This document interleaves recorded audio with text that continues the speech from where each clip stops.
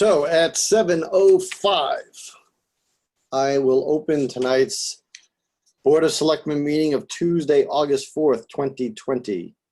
In accordance with the requirements of the open meeting law, please be advised that this meeting is being recorded. However, it is not currently being broadcast over the Lunenburg Public Access Channel due to technical difficulties due to the storm passing by. There were some electrical or network issues that are preventing that, but it is being recorded on Zoom and will be rebroadcast. The town of Lunenburg, in response to the COVID-19 pandemic, is currently following the guidance from the Lunenburg Board of Health, Massachusetts Department of Public Health, and the CDC regarding the virus and steps communities can take to spread. As such, all town facilities are open to the public during limited hours. In accordance with the governor's order suspending certain provisions of the open meeting law, general law, chapter 30A, section 20, all public meetings are still being conducted remotely. This meeting will be recorded and also will be available on Facebook Live and the public access page. And you will also find it on the Lunenburg Access YouTube channel within 24 hours after the meeting has concluded. The following information is also provided for members of the public that would like to participate in this meeting. To participate remotely from a computer, smartphone, or any other smart device, you will use the Zoom app. And the webinar ID for this meeting is 909-174-0347. If you do not have a smart device or are unable to use one, you can join by phone. The phone number to join remotely, the Zoom call is 888-475-4499. And again, the webinar ID is 909-174-0347. Okay. I will call a roll call as we normally do. Since this is a remote meeting, I will call people in my screen as I see them. Mr. Dwyer, are you present? Ms. Adams, are you present? Present. Mr. Marino? Present. And Mr. Jeffries? Present. Madam Town Manager, are you present? Present. Okay, excellent. Your call, it's your life and your body. So, first thing I will ask if Katie has her flag available. Oh, yes. To do the Pledge of Allegiance. It's all yours. Okay. I pledge allegiance to the flag of the United States of America and to the republic for which it stands, one nation, under God, indivisible, with liberty and justice for all. Thank you. Thank you. You're welcome. Any public comment from the board this evening? By the way, I should announce that for those of you on computers and smart devices, in the Zoom app, there's a way to raise your hand. That's how we do things. If you are on a phone and would like to raise your hand, you type in *9 and that will raise your hand and I will call on you at the appropriate time. Ms. Adams. Sure, I have a brief comment, but I haven't called in before. The 888-475-4499. If you call that number, you're just in the meeting. You have to give the webinar ID. Which was 909-174-0347. Okay, power's been blippy, so I'm trying to devise the backup plan proactively. In terms of a board comment, just thinking about technology and moving forward. I'm not sure when we'll stop Zooming, but looking for opportunities. I don't know what tech's doing to protect the space, but last Tuesday was on the school reopening meeting. There's 305 participants and the audio, video, and text block was hacked, and there's lots of kids on watching with their parents, and it didn't get a lot of post-meeting discussion other than that the meeting was ended abruptly. And it was, really, I was fortunate that my children weren't watching it. But it just was a really kind of scary event as we're heading into maybe remote learning and in virtual classrooms. I feel like there's a lot of opportunity for people to be exploited like they were at that meeting. So I don't know if we have a town strategy or extra things we could be doing. These are open meetings because they have to be, but I don't know what safeguards there are to recognizing when something has entered a meeting. So that's just, it's more of a thought than it is a comment or Sure. concern, I guess. There are things that the IT director is doing and has advised us about. Obviously, Zoom has certain vulnerabilities. People are sharing their video here. So as the host of this meeting, and I would assume that other people who are hosting take the same precautions, but I'm constantly aware of what's on the screen. And if I ever saw anything immediately, first of all, I mute everybody. I don't let them unmute. So I don't have to worry about their sound. If somebody holds up some picture to the screen, they'll immediately I'll just disconnect them. But you're right, where unlike corporate meetings, which can be private meetings, these are public because of their nature. And there's always vulnerabilities of doing things like this, sure. Any other public comment from the board?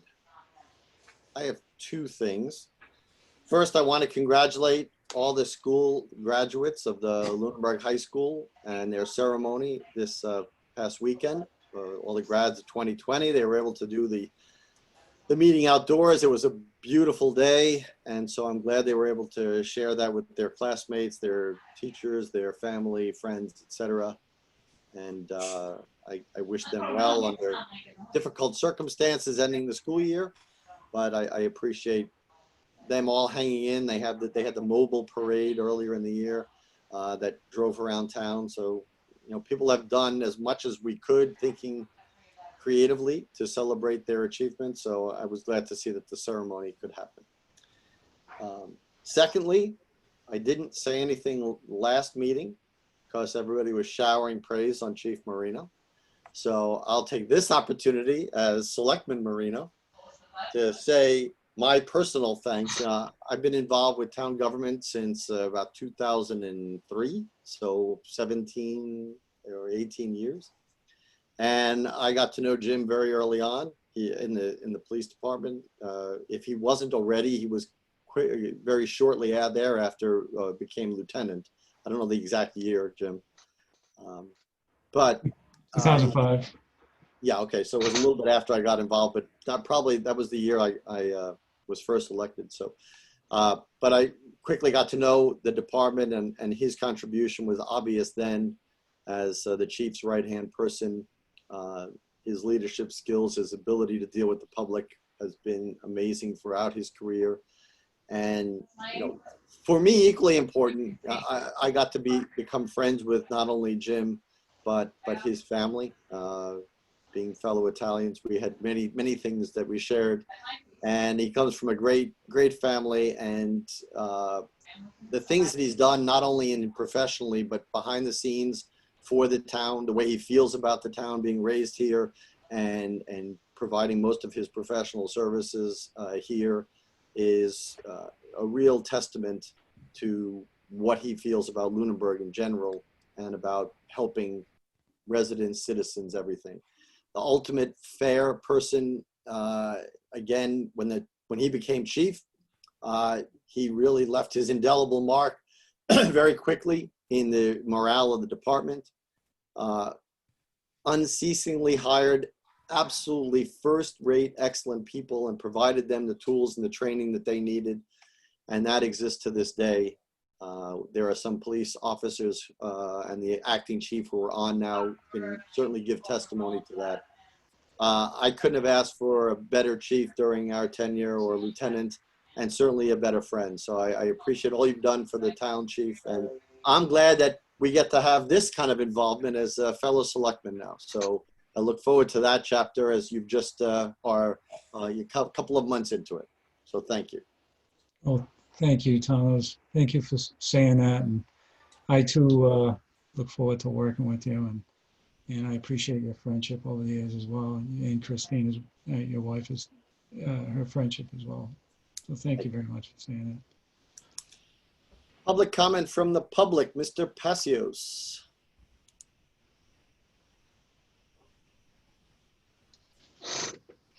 Yes, Dave Passios, 56 Whiting Street. Good evening, everybody.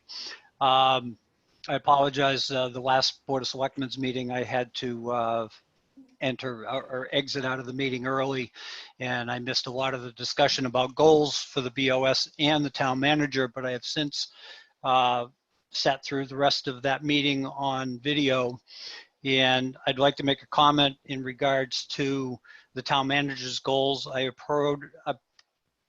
approve and applaud her for the succession planning proposal that she has in her goals. I think spinning out the facilities is a very important part of helping with the issues with the DPW, but I think for the same reasons, a serious look at the Cemetery and Parks Commission's role in care, custody, and control of their properties also be considered in the same look and for the same reasons. I think the DPW tasked with taking care of the roads and other town properties such as the bandstand area in the center of town and other properties that they already take care of is sufficient for the staffing that they have. And I don't see where that staffing level is going to improve much in the near future. The two commissions that I spoke of are elected officials. Our hearts are in our wheelhouse to take care of the properties that we're responsible for. And furthermore, parks under Mass General Law have many of those duties afforded to them. It's the town charter that short circuits some of that. And the town manager does have the power to transfer those powers to those commissions. Thank you. Thank you. Any other public comment from the public? Okay, seeing none. First agenda item 7:05, a public hearing for amendment to flammable storage license to add 6,000 gallon diesel tank located at the Gulf Station at 451 and 453 Massachusetts Avenue. Madam Town Manager, I see we have Carolyn Parker is here. Let me unmute her, representing Gulf, or that Gulf Station, I should say. Carolyn, can you hear us? Yes, I can. Hey, Madam Town Manager, do you want to introduce this? Yes, Mr. Chairman, do you want to read the public hearing notice first? Sure. Yes, hearing notice. I'm bringing it up.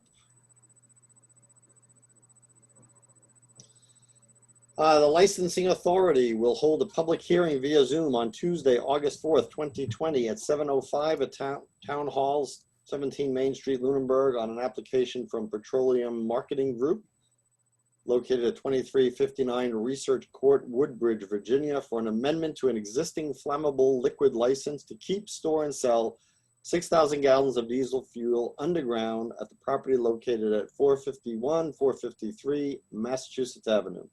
The following information is also provided for members of the public that would like to participate in the meeting remotely. And then we go on to give the meeting ID, which I had given earlier. And that was published and sent out appropriately, advertising this in the paper. Should I speak? Hold on, so is there any intro you'd like to do, Madam Town Manager?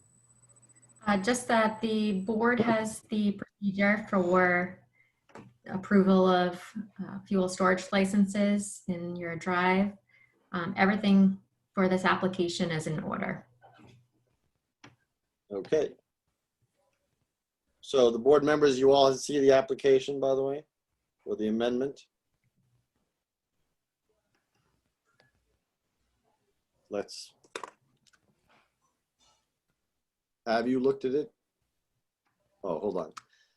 People are muting themselves. I can't keep up with. And now we have a lot of people, so I'm trying to find everybody. Katie, there you are. All right, so I think everybody from the is unmuted here. Nope, Jim is not. Jim unmuted. isn't.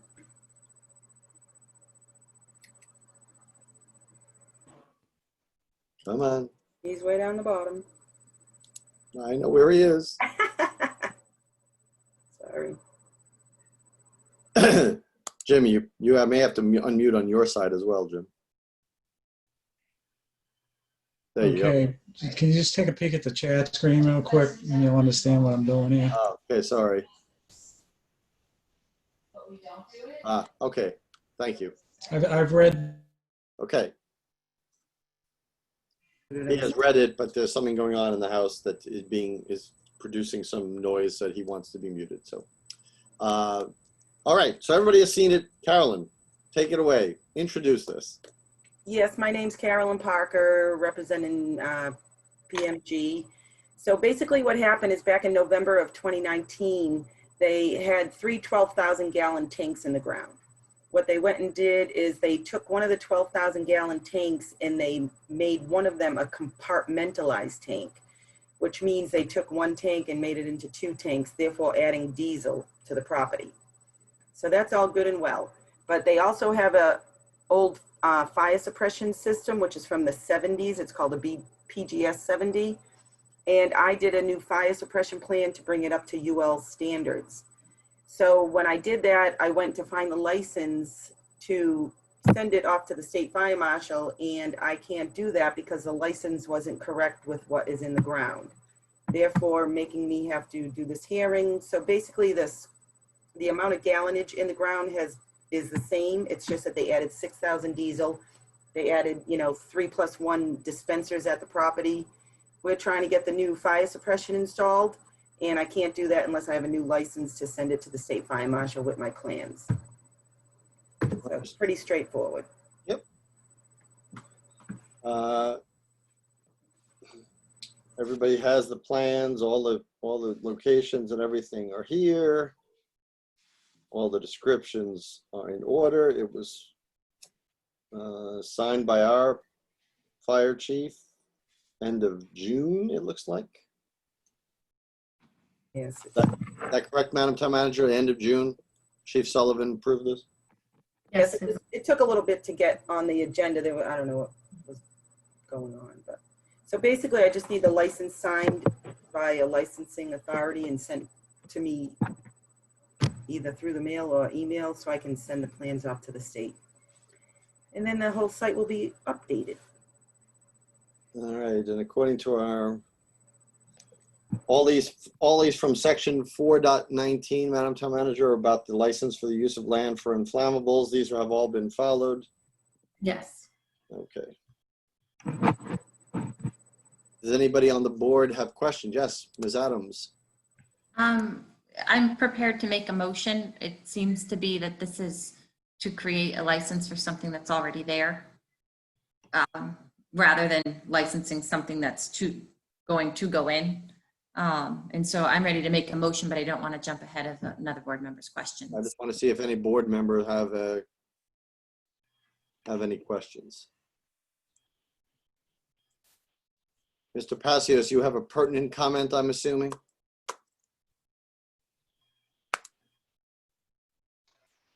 Yes, I do.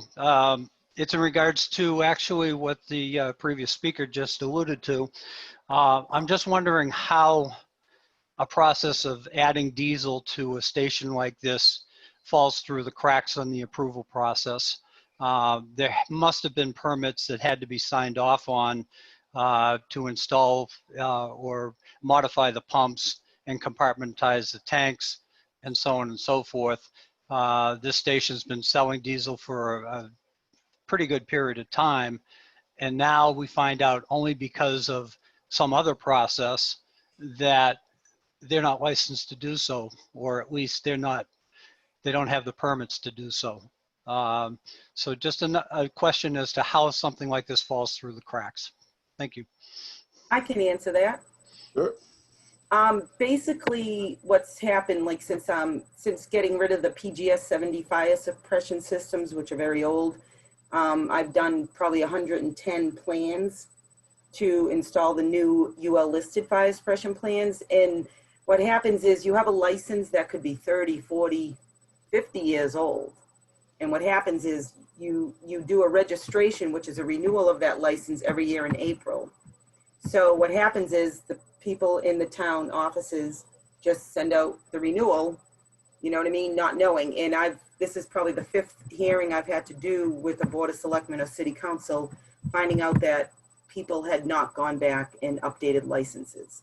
So it wasn't anything done on purpose, you know what I mean, on the sneaky or anything. So any permits were pulled to do that work in the ground. It's only when I turn around and try to find a license, and trust me, I spent a lot of hours trying to find licenses, because like I say, the registration is a yearly thing, and it's sometimes the town people don't know or whatever, but so we're just here to make it all correct and right, so.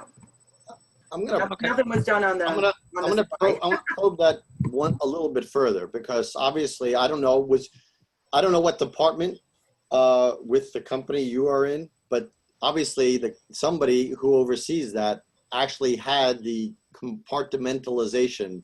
That's a tough word to say this time of night, but Right. that was done and intentionally done, and somebody must have known that if I'm going to change the use of that tank to something else, one would think of running a gasoline station, that somebody would alert the town that that's what you're doing. Right, and like I said, the license, the current license for the property was from 2003, and that was for ConocoPhillips, who doesn't. What happens is the license goes with the land, so somebody takes over the property, and they don't necessarily. Like I said, I mean, I get licenses from Springfield that are from 1923. You know what I mean? So it's not anything that was done intentionally on their part. And I'm here to just make it better, and that's what I do. So I mean, the fire department, they pulled permits to do the work with the fire department to change that tank over. And you know, I have my own business, so I have worked in the petroleum industry 25 years. And my main thing is I do permitting, I do fire suppression. So it's when I come across a fire suppression that we come up with this issue. So nothing was done, you know, the fire department knew they were putting diesel in, but no one thinks to go back to the license. And, you know, a lot of back in the day, 20 years ago, everybody added diesel, you know, and Mobil Oil or whoever, they went out and changed all their licenses. Some people just slipped by.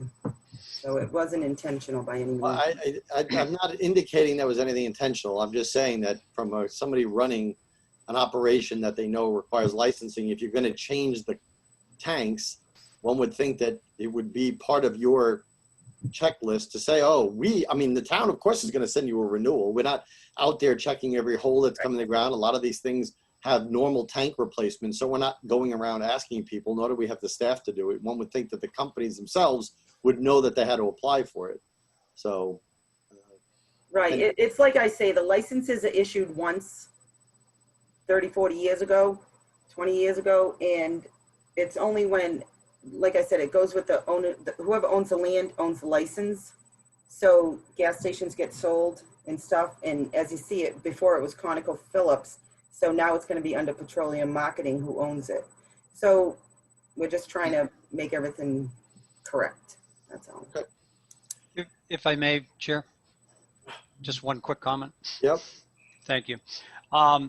As a 32-year member of the fire department, retired a number of years ago, my concern in asking that question is that if you had a catastrophic failure on that property, yes, the local authorities might know what you have there, especially I would hope the police, fire department where there were permits pulled. But if the investigation had to go deeper, initially DEP and EPA databases would not show diesel on that property, so they would not have contingencies or personnel headed onto that property in the case of a catastrophic failure, expecting to find a diesel problem as well as gasoline. Well, that's my issue, and I'm not saying that anybody tried to pull anything over on anybody else. No, it's just that things like this fall through the cracks. It's probably correct in the DEP because they had to do the paperwork for the DEP. They had to have someone come in and do a test on the tanks. So the DEP paperwork is probably up to date and correct. And diesel is less flammable than gasoline, so it would be a less catastrophic And if a gas station catches on fire, get out of there. No, I'm on. I don't disagree Okay. with that. All right. Thank you. So, if are there any other questions for the applicant? Then I would entertain a motion regarding the amendment to their flammable storage license. Okay, I would make a motion for the amendment to the flammable storage license to add 6,000 gallon diesel tank located at the Gulf Station 451 to 453 Mass Ave. I'll Do I have a second it. Thank you. Any further comment? Okay, roll call vote. Mr. Dwyer, Aye. Ms. Adams, Aye. Mr. Jeffries, Aye. Mr. Marino, Aye. and an aye for me. Thank you, Carolyn. Have a good Thank evening. you. And, Have a good night. coordinate with the town manager tomorrow about getting you the actual paperwork you need to file. All right, I appreciate it. And then we'll have a new fire suppression and everything will be great. Excellent. Have a good night. You too. Bye-bye. Okay, 7:10, we have a meeting with the interim police chief for amendments to the traffic rules and regulations. 1 week in, and he's already changing things. Unbelievable. Chief, good evening. Hold on, I have to unmute you, don't I? Got to do my hosting duty here. There you go. Very good. Good evening. Thank you, Mr. Chairman. Yes, I'm trying to change things already. This was recommended jointly by the Director of DPW and former Chief Marino. We hereby recommend the following modification to the Town of Lunenburg traffic rules and orders issued by the Board of Selectmen under the authority of Mass General Law, Chapter 40, Section 22. To schedule for isolated stop signs. Add a stop sign on Goodrich Street east of the Delta traffic island facing the intersection of Reservoir Road. On Goodrich Street on the southeast side of the Delta Island facing Reservoir Road, replacing a yield sign. To schedule 4B yield signs, remove a yield sign south of the Delta Island on Goodrich Street at Reservoir Road. This was brought to our attention concerning a stop sign or a yield sign that was on a road, and for the safety of the motoring public on those two roadways, we would recommend that this be accepted. Any questions? It seems pretty straightforward. Any questions for the chief? I would entertain a motion regarding the request for the addition of a stop sign and the removal of a yield sign. So moved. Do I have a second? Excellent. Mr. Dwyer, Aye. Ms. Adams, Aye. Mr. Jeffries, Aye. Mr. Marino. I'm going to abstain. Okay, and an aye from me. So 4-0-1, it's all approved. And while we have you and unmuted, why don't we jump to the ratification of the town manager appointment of the interim lieutenant, Jeffrey Thibodeau. Let me find Mr. Thibodeau here and unmute him. And Madam Town Manager, the floor is yours. Actually, so I'm requesting the board ratify the appointment for the acting lieutenant, Jeffrey Thibodeau. And I would ask through the chairman if the acting chief can speak further. And well. Thank you, Madam Town Manager. Effective August 1st, I was selected as the acting chief. This created a vacancy in the lieutenant's position. The position is essential for daily operations in the police department. It is my intention to fill the vacancy as an acting position. To fill this vacancy, I respectfully request that Detective Sergeant Jeffrey Thibodeau be elevated to the rank of acting lieutenant. Detective Thibodeau has been with the Lunenburg Police Department since 2011. He obtained the rank of Detective Sergeant in 2014. Through various training, he has been assigned to the FBI HIDA and North Worcester County Drug Task Force. Through those trainings, he was able to obtain leadership training through those two entities, as well as the FBI leader courses. He's completed 2 courses there. Detective Sergeant Thibodeau holds a bachelor's degree of science in criminal justice. With his experience, education, and leadership skills, I think he would be extremely qualified for the position of acting lieutenant. I highly recommend Detective Sergeant Thibodeau for this position of acting lieutenant, and I thank you for your consideration. Sergeant Thibodeau, would you like to say anything before we just introduce yourself? And I'd just like to thank the board, Acting Police Chief Thomas Gammel and Retired Chief James Marino. Obviously, worked under Chief Marino for a long time, and we'd just like to thank him for his service. do I have any questions from the board to either the acting chief or the candidate for interim lieutenant? I will say as one person that I think the world of the whole department, and I think there couldn't be a bad choice, and I'm glad it was you, Sergeant Thibodeau. But all the sergeants there do an excellent job.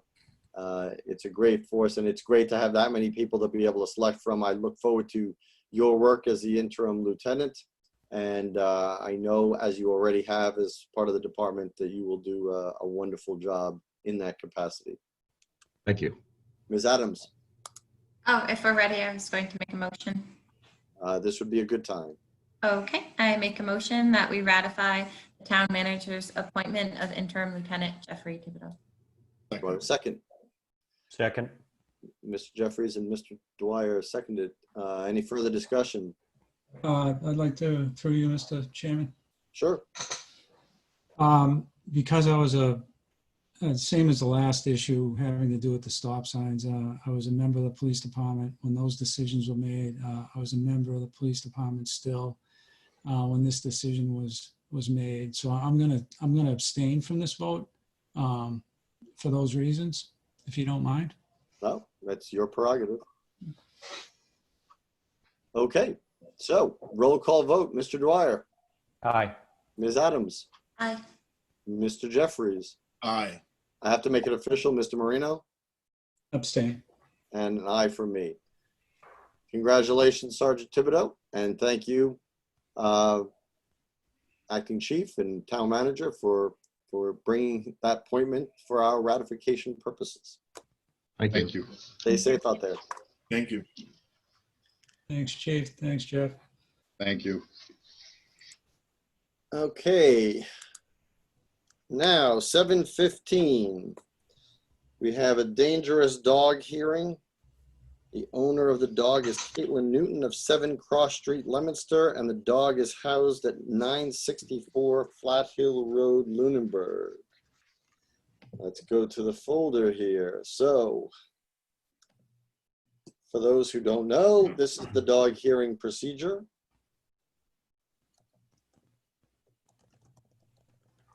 All right, so this is an official hearing, and everyone testifying has to be sworn in.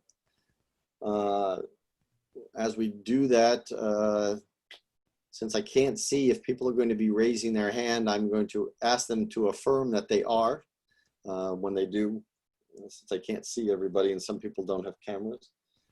And then here's the order of the proceedings. So after everybody's sworn in, we'll swear everybody in jointly just to save time. Anybody who's going to testify. So I'm going to ask you to let me know by a show of hands. Again, if you're on a smart device, a computer, a tablet, a smartphone, locate the raise your hand button. And if you're on a phone, it's *9. When I say who wants to be sworn in, I'll read the names of the list as I see them on the side. And after we swear everybody in, we're going to go to the complainant first. And the complainant will present his or her testimony. Then the owner or the keeper of the dog will present his or her testimony. Then any witnesses will testify. The board will also hear from the animal control officer and police report. Then the board will ask questions. They may ask questions as each person giving testimony has the virtual floor. Then the board has to make a finding, and then to determine the options after the finding. The possible findings at a dangerous dog hearing is that the dog is either a nuisance or the dog is dangerous. And there are reasons that by state law that it can be deemed dangerous. And we can go, I can review them at the end as we're doing the deliberation, what those criteria are.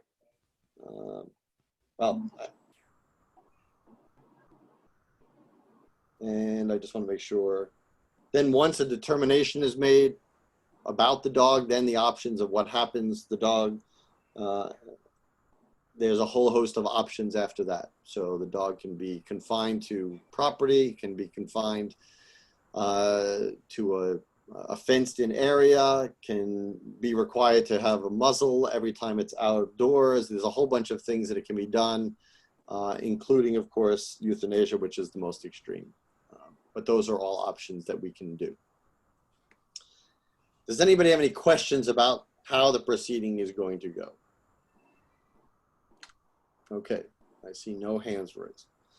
All right, so the first question I'm going to ask is, just to get the people sworn in, who, by indication of raising your hand in the Zoom meeting, is here to give testimony on this case? Okay, so we have the Lunenburg, the animal control officer and the Lunenburg police. We have Carla Mangiacotti. We have, I don't have a name. Is that Stephanie Schofield? Is that, who is raising their hand? That, let's see, Terry. I'm gonna unmute somebody who has a curtain behind them, and you tell me what your name is so I can identify it. I'm Katelynn Newton. I'm the owner.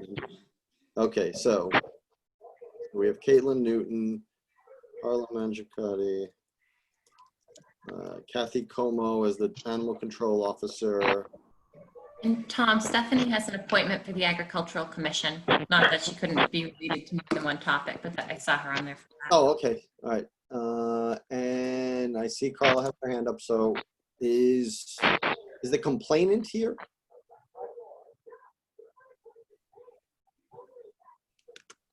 It does not look like we have a complainant here. Okay.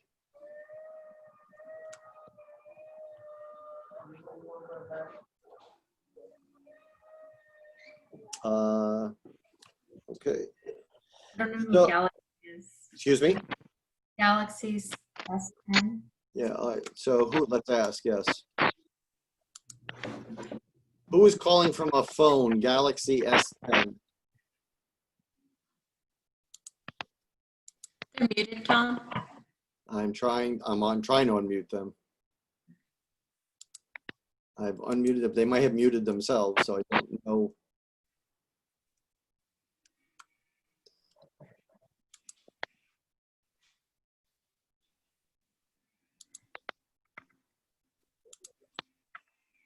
I'm going to try one more time here. If you are calling from a phone on a Galaxy S10 phone, please unmute. There we go. Hi. All right, so who is calling from this phone? Who is on this Galaxy S10? Jay Simeone. Oh, Jay, okay. Yes. All right, so let me put your name in. So I'm assuming you're not testifying, are you? No, I'm just listening. Okay, thanks. I'll be you. All right, this is hard enough in person. Forget about on a call like this. And officer, let's see, where's the complaints?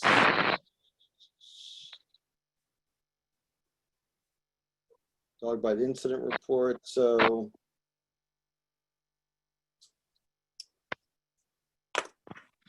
let's look at the Lunenburg police here. Let's mute them. Good evening. Yes. So if you can identify yourself, officer. Officer John Morelli Jr. Okay, thank you. All right.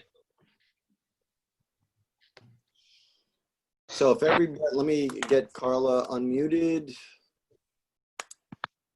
Let me get Katelynn unmuted. She is. So anybody of those four people, can you please raise your right hand? And do you swear that all the testimony you provide before this thing will be the truth and nothing but the truth? I do. I do. I Okay.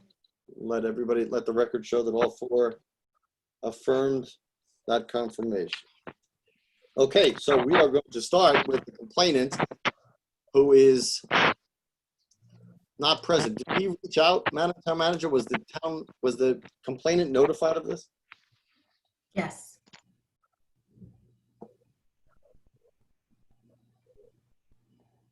Okay. And we don't have, all right, so I don't know. I'm gonna unmute our attorney here.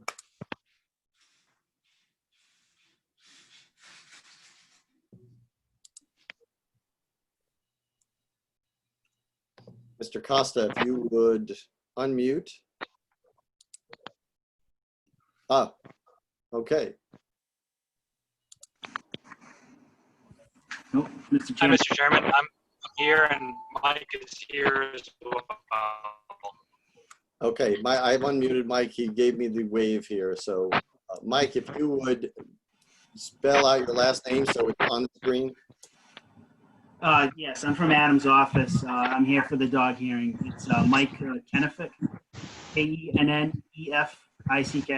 K-E-N-N-I-F. E-F-I-C-K. E-F-I-C-K. Okay, there we go.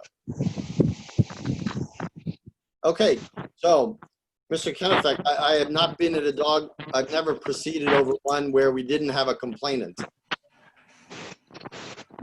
Yes, it's kind of unusual that the complainant's not here. I mean, under the statute, it says that following the receipt of the complaint, the selectmen shall investigate the complaint, including examination of the oath of the complainant. I mean, in this case, that could actually be the animal control officer. Generally, you know, who the person who's involved in the incident usually testifies at these hearings.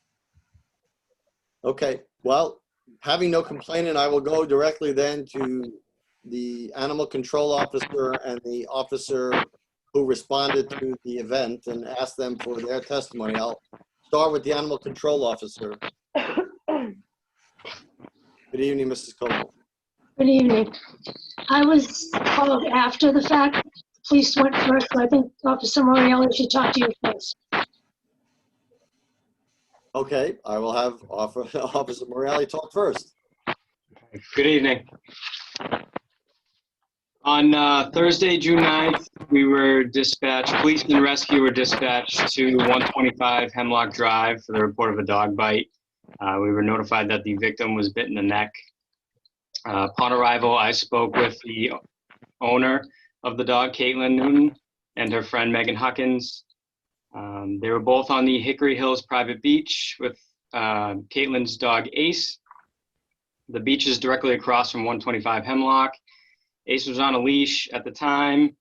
While on the beach, the victim, James Hazel, approached them to tell them the dogs are not allowed on the beach. I did notice that there is a large sign that says no animals. Ace began barking and growling at him. James asked if Ace was okay. Katelynn said yes. James reached in to pet the dog. He stretched out his arm towards the dog. Ace jumped up and bit him in the neck.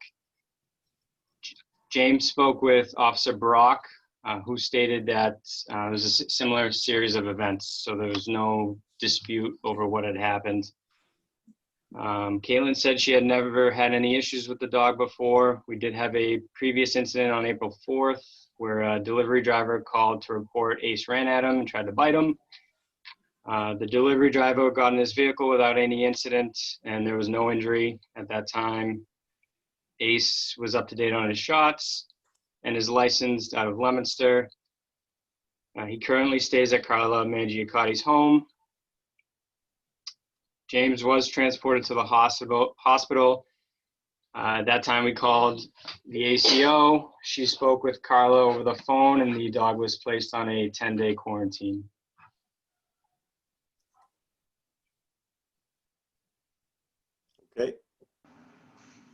Is that the report in its entirety? Yes, sir. Okay. Mrs. Como. Hi. After receiving the message, I called Carla and told her I'd be coming down to quarantine the dog.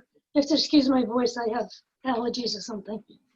I went down there and quarantined the dog, spoke with her, called the hospital, and spoke with the person that was bitten, James, and he was up there, and I talked to the doctor, and the doctor told me he was going to stitch him, and that it was a pretty bad bite, but he said it was a one bite. It looked like it was grabbed and released. It wasn't a attack bite, it was a quick bite. So I guess I talked to him after, I called him a few times. He said he was getting better. He said he was traumatized. So I called Leominster, got the license number. That's where he was licensed. Called the dog officer in Leominster, got back to me. Called the clinic where the rabies shot was done to make sure, and it was all set till 2022. Well, Mr. Dog Officer said never had a problem with the dog. Knew of the dog because he knows the neighborhood, but he said the dog had never been a problem in Leominster. And that's really all I know about the dog. They have electric fence there. I talked to the guy that was chased, that was doing the delivery, and he said that the dog never left the property, but he scared him. And he got into his truck and called the police station to report it. He was on their property. He said I should have abided by the signs, but I didn't. And he went to the door. The dog came flying out. Okay. And that's all at this point that I know. But that incident with the delivery is just a background for this. There was never any formal request for a hearing for that one, correct? No. But it was brought up. Sure. After this happened, it was brought up. That's why I spoke to him. Gotcha. Any from the board, any questions for either the Mr. Kennefick? Just kind of a procedural matter. The animal control officer and Officer Morreale had sent some materials to me to review prior to this hearing. So just procedurally, those should be accepted. If they're relying on those reports, they should be accepted into the record. I know we're doing this online, so maybe they can identify them here and just email the board. But it's important that those records actually, in the event of an appeal, that those records are entered into the. When you're talking about the records, you're talking about the actual incident reports? Yeah, I believe there were a couple of police reports. Yep. And then there's an incident report from the April 4th, 2020 incident as well. So those should just be accepted as into the record, basically as it's here tonight. I appreciate that. All right, so let's do that. We have the April 4th animal complaint. That is incident number 20 LUN-313-OF that's the incident call number 20-21827 of the Lunenburg Police Department incident report. The actual bite incident that caused this hearing to be requested is incident number 20 LUN-670-OF, call number 20-42065. And without objection, I would accept those into the record. There is no objection.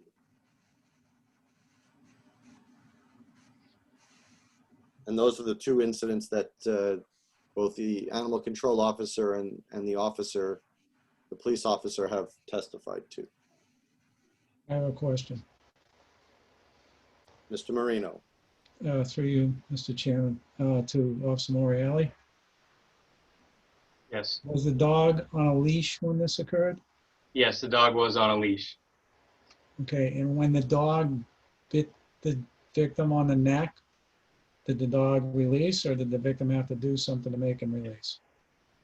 I was told that the victim punched the dog and released. And I was told that after the fact. And I believe it was reported to Officer Melnicki the next day as well. There is a supplemental narrative to that report that she wrote, which should have been submitted as well. Okay, thank you. As a follow-up to that, a line of questioning, did the dog was on a leash initially? When the dog actually bit the complainant, did the dog pull away, and was the owner ever pulled away and the dog was free at that point, or was the owner still holding on to the leash throughout the whole incident? That I don't have an answer for. Okay. Mr. Jeffries. Thank you for the testimony today. My questions for the animal control officer and for Officer Morreale is when you went to the residence, what kind of signage, you made a reference about the incident that happened in April with the delivery driver. What kind of signage was at the property that you observed, if any? There was beware of dog, and there was a electric fence notation that they have electric fence around the property.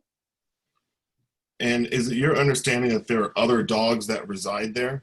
Yes.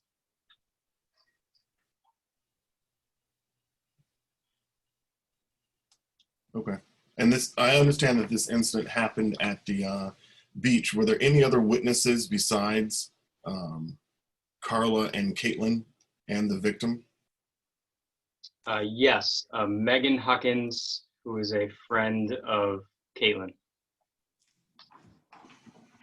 And we have a witness letter in our possession that we can read in at the appropriate time. Thank you. Ms. Adams. Okay, one, I just didn't know if there seems to be this extra information from Officer Melnicki, if it can be read into record. So we have that piece, there's the additional information, just so it's part of this. And then I have some additional comments, or I guess more questions. One is in terms of once we define an outcome, it's a little confusing to me that it's a resident of Lunenburg but licensed in Leominster. And so I think we'd have to define where it lives when we assign an outcome. And then also it just seems unfortunate that the incident happened someplace where dogs were not permitted to be. I feel like that's a strange nuance of this, that it didn't happen on the road or it didn't happen at somebody's property, that it was on private property where dogs weren't supposed to be in the first place, which to me is maybe an irresponsible part of this outcome. I mean, this circumstance anyways. So I guess I want some understanding. I don't know if the animal control officer could help understand a dog living in Lunenburg from Leominster and how assigning an outcome will be impacted by that. It was explained to me that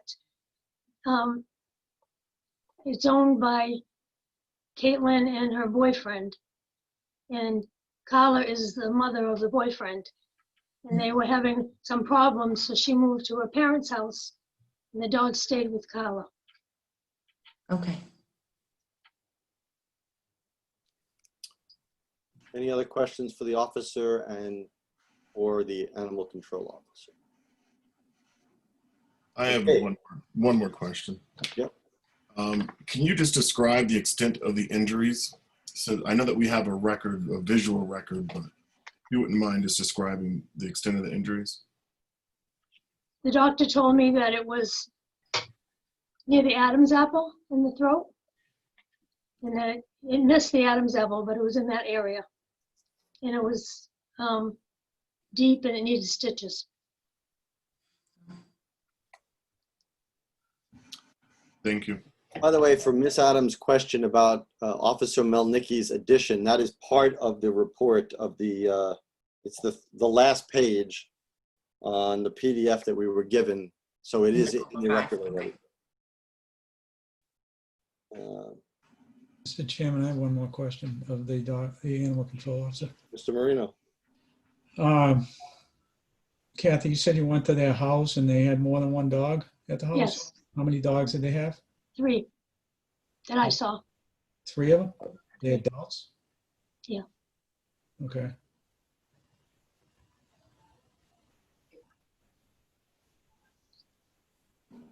Okay. I will now proceed to Ms. Mangiacotti. How are you? We are doing fine. How are you? I'll be better once this is over. So how can I help? How can I answer any questions? I need you to explain, you were there that during this incident, is that correct or no? No, I was not. Oh, I I'm sorry. arrived after the incident happened. Okay. So So then I called the wrong part. I thought you were a witness equally. So let me, No. okay, let me put you on mute and go to Katelynn. Sure, then. absolutely. Thank you. I apologize. All right, so Ms. Newton. Hello. Hello. Hi. So we'd like to hear your account of what happened during this incident. So for me, what happened, I ended up going with my friend Megan Hawkins. We took Ace to Hickory Hills. We weren't really aware of the signage. I mean, I'm aware there's a big sign there. We just took Ace for a little walk and we grabbed food. So we sat down at the picnic table and we were eating. So while we were doing that, I noticed a car watching us for about like 5 to 8 minutes, and it was the person who was bit. He was in the car. He was watching me and my friend on the beach. And I thought that was a little strange. So like I felt uncomfortable. I gave Carla Mangiacotti, which is the reason why she's on here. I gave her a call and told her that we felt uncomfortable. Well, about like 20 minutes to a half hour later, you know, my friend was sitting on the beach and I was going to get Ace a cup of water. And she had his leash for a moment and Ace made a barking noise, and I looked and I grabbed his leash and I noticed that James, I didn't know at the time that was James, but he was approaching towards us. And I had the leash, my dog's leash has 2 handles. I have one around my wrist at all times, and I have one on this hand that I keep. It's one leash, but it has 2 handles on it. And I had Ace like that, and James said, "Whoa, is he friendly?" I said, "He is very friendly, but just with the whole coronavirus going on and like everything like that, I just, you know, I don't like people that, especially I was freaked out by us, near us."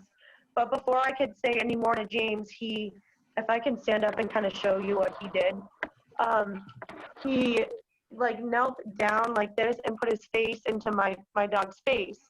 And that's when Ace snipped him, and sorry, I lost you.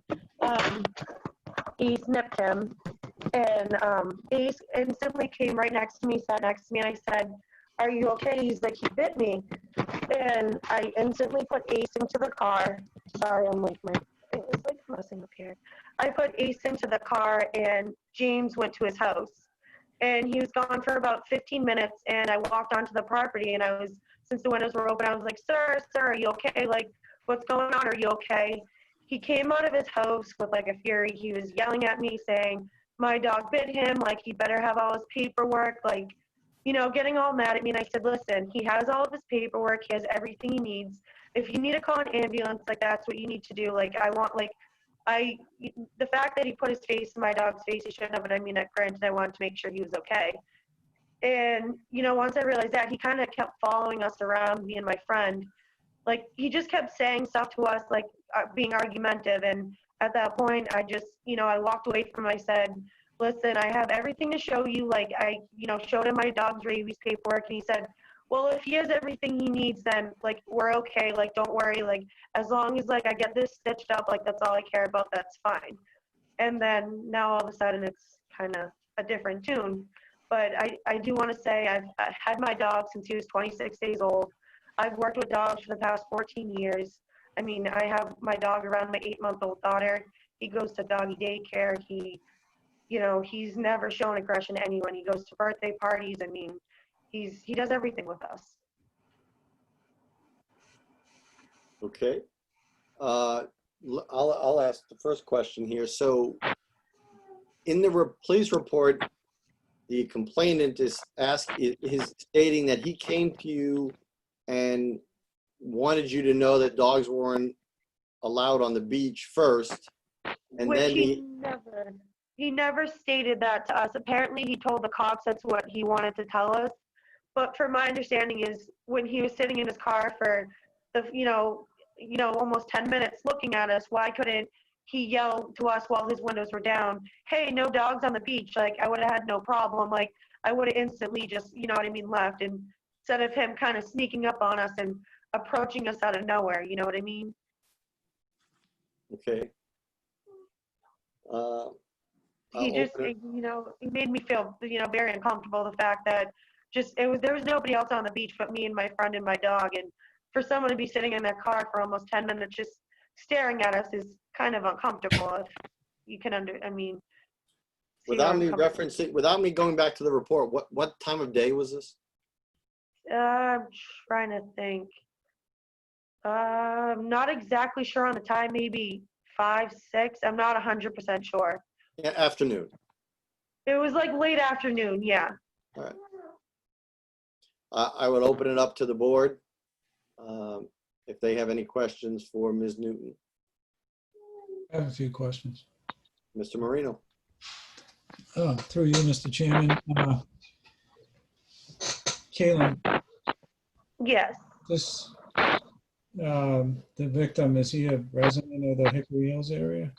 I believe, I don't know if he resides where he was across the street, but that's where he went into a residence over there. I don't know if that's his home or anything like that. Okay. And so you said he was sitting there for 10 minutes when you noticed him, and another 20 minutes later? He came out, and that's when he approached us. So he was there for about 30 minutes? After he came to us, yeah, we were about there for about 30 minutes or so, maybe 40 tops. Okay. And you felt uncomfortable this whole time? I did, and that is why I called my boyfriend's mom and asked her to come pick me and the dog up and bring me to my parents' house and bring Ace back to the residence. Did you call the police? I did not call the police at that time. I wasn't sure because, like I said, he was sitting there, and then I looked back up, and when I made eye contact with him is when he drove off and he went into his driveway. And I thought like that was the end of it. I kind of kept an eye out, and I didn't see him again. And then that's when I just went to go get Ace's cup of water, and he was there. And and after, even I do want to say after the incident, he has driven by the residence where the dog lives several times. He will slowly drive by, and I mean, I don't feel comfortable with that either. I mean, we have an 8-month-old baby, and it's just, that doesn't make me feel comfortable. Did you tell the police when they got there about him sitting there for My 20 boyfriend minutes? did tell the police. They went to drop off paperwork for Carla, and Carla wasn't there. Dean said he spoke to an officer. I don't know the officer's name, but he came to the house and he did make it known to the officer that James has been driving by the house. I don't think I heard any testimony from the officer to any of that. The fact that he was there for a half an hour, and I don't recall hearing any testimony to that effect. I told the police out there when I was on scene, and I do also want to add the fact that he did not punch my dog, because I'm just saying if he did punch my dog, I would have been a lot more angry if he did. Okay, and you said that the dog nipped him in the neck? Yeah, I didn't have to take my dog off him after my dog nipped him in the neck. My dog refrained right next to me, and I had no problem getting him into the vehicle that my friend had at the time. He went right in the car. He never tried to go after James again. Like I said, James was right there, right in front of us, as we were walking towards the car. Okay. Have you had the opportunity to review the medical report? Have I? Is that what you said? No? Was that a no? No, I'm asking, are you asking me? Yeah. I have not. The medical report? No, all I have gotten was, I talked to his, there was a lawyer, I think it was, and then 2 insurance company. I never got anything about his medical report or anything. Thank you. Nothing further, Mr. Chairman. Just want, before I get to you, Mr. Jeffries, I just want to ask, we've been talking about the dog. Can you describe the dog? What is the, like, how tall is the dog at the shoulder and how much does the dog weigh approximately? We don't have any pictures, so I have no idea about what I this can dog. show you him right now if you want. That would be helpful, sure. Here. I don't know if I can get him off there. He's kind of laying there. Can you see him? Yeah, how much, I can't see how big he is. How much does he weigh approximately? He's about 85 pounds, 90 pounds. Okay. Okay. Mr. Jeffries. Thank you. Couple of questions. How many times have you been to this part of the beach before? I've only been there that one time. I was with my friend Megan. Her aunt, I believe she said, is a resident that is over there that she was staying with at the time. Okay. So that was my first and only time that I've ever been there. And you said that you noticed the sign that said no dogs allowed. Is that correct? I did not notice at the time. I noticed when the officer pointed to me when I was talking to him, he said no dogs on the sign. And then when he said, I mean, obviously I can't argue a sign that's obviously there. I mean, I agreed with him that once he pointed it out that, but I didn't notice it at the time. Is it normally the case when you take your dog to parks that there are signs that reference if dogs are permitted or not? Typically, we usually do pay attention. I mean, obviously, ACE does have service paperwork for my boyfriend. So, I mean, usually ACE is allowed to go anywhere. So, I mean, with everything going on with my boyfriend at the time and everything, I kind of spaced on the fact not even to think to read the signs because Dean wasn't with us. So, that's my reasoning on that. Okay. I have a couple other questions. The second, you referred to the bite mark on the victim's neck as a nip. My perception was that it did not appear to be a nip from the photos that I saw. It appeared to be a pretty significant bite. So when you were there, can you just describe, sometimes pictures are different than reality. Can you describe how much blood or what it looked like to you?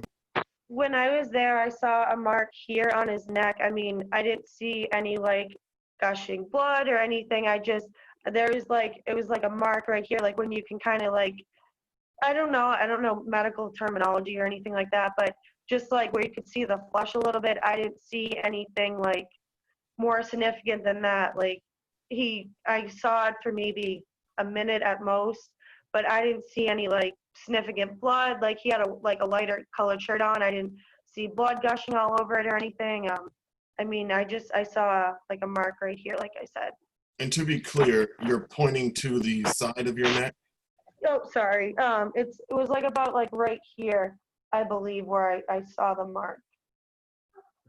Okay. I don't know if you could see where I was pointing to on the video. I do. You seem to be pointing to kind of the literal side of your here. Yeah. Kind of below your ear mark. Yeah, over on this side. Yeah, not right below the ear, but closer to over, you know what I mean? Right here. I understand. Yep.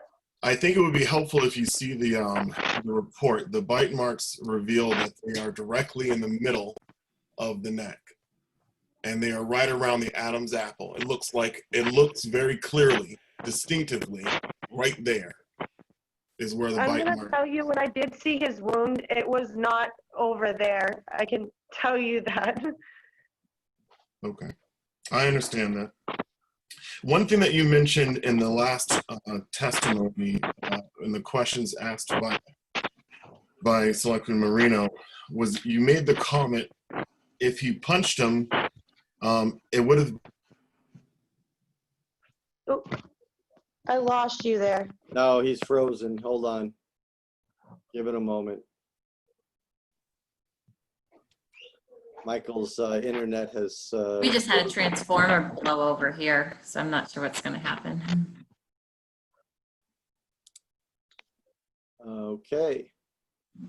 Well, he comes back, we'll come back. Ms. Adams, you have a question.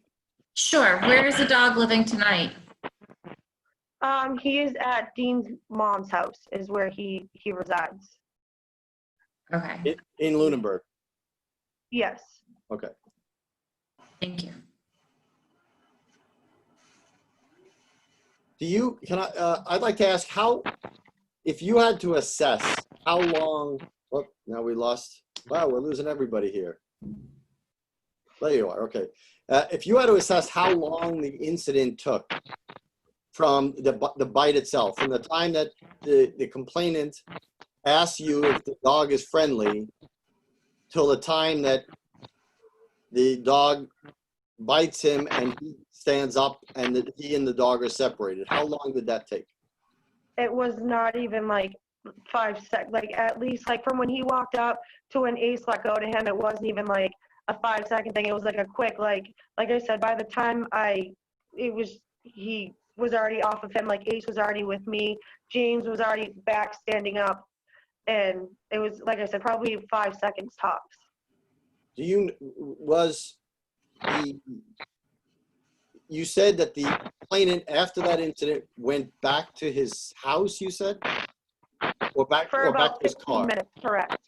No, he went back to his home for about 15 minutes. And then came back out? Correct. I went onto his property after about 10 minutes and I was yelling to him. I was like, sir, because I mean, I didn't know what was going on, like if he was okay. Like I said, from when I saw it of the wound, like it looked like he was okay. And, I was like, what's going on? So I didn't want to fully walk onto his property and like knock on the door or anything. So like I saw those windows open, like I said, and I was like, saying, sir, for about 5 minutes. I just kind of got close to his house, and that's when he eventually came out, and he said that he was calling the ambulance and he was calling the cops. And I said, okay, if that's what you need to do, like, I understand that, like, and that's when the police showed up and the ambulance and so on. Did you stay there till the ambulance came? I was there through the whole thing. Me, Carla, and Ace were like the last ones to like leave with everything, and I was there through the whole thing. Okay. And just one last question. Has he ever approached you, or did you ever offer to pick up any medical bills for his injury? No, I did just, like, I mentioned to him, I said, like, if you need to go to the hospital, like, that's fine, like, you go to the hospital. And that's when he said to me, he's like, I don't care about, like, anything. He's like, as long as the dog has his rabies, that's all I care about. And I have my dog's rabies right up on my phone, and I pulled it up, and that's when I, showed him, like, he was sitting on a rock, and I said, this is his rabies. And he looked, and he said, he's like, great. And then that was that. Okay. Mr. Jeffries, welcome back. Thank you. I have just one final question here. We're kind of in two parts. So the first is, based on what happened, would you say that the victim provoked your dog into attacking him? I mean, if he never came up to my dog and shoved his face into his face, then yes. If he came up to my dog and put his hand in his face and, actually greeted him the way you're supposed to greet a dog instead of just shoving his face into his face, I can 100% tell you, it would not be an issue whatsoever. I just feel that Ace sensed that I was uncomfortable, because I was uncomfortable the whole time. And at that point, someone he has no idea came up out of nowhere and put, essentially their face in his face. So yeah, I do feel like he provoked my dog. And when you say he put what breed is your dog?